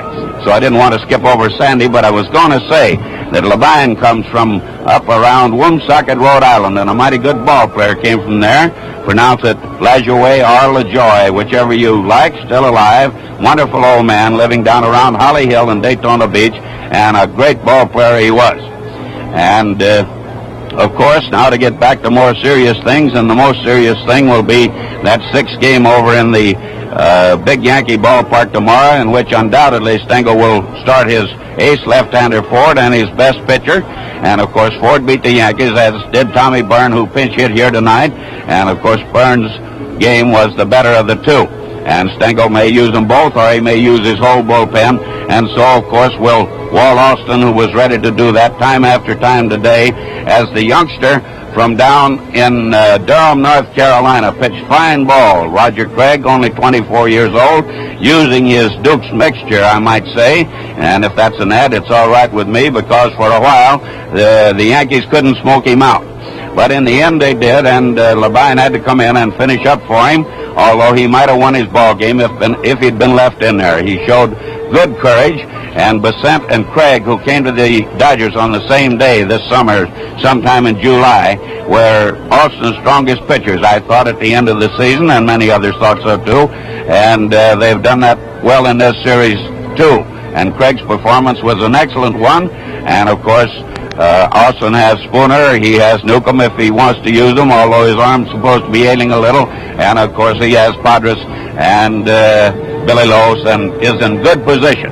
So we'll see what's going to happen tomorrow. This was a beauty, a beautiful day, perfect baseball, a great American show. Wish you all could have been here. Now our thanks to our engineers, Gifford Campbell and Ed Ajax, our statistician, Frank Zazzulo, and to our producer, Paul Jonas.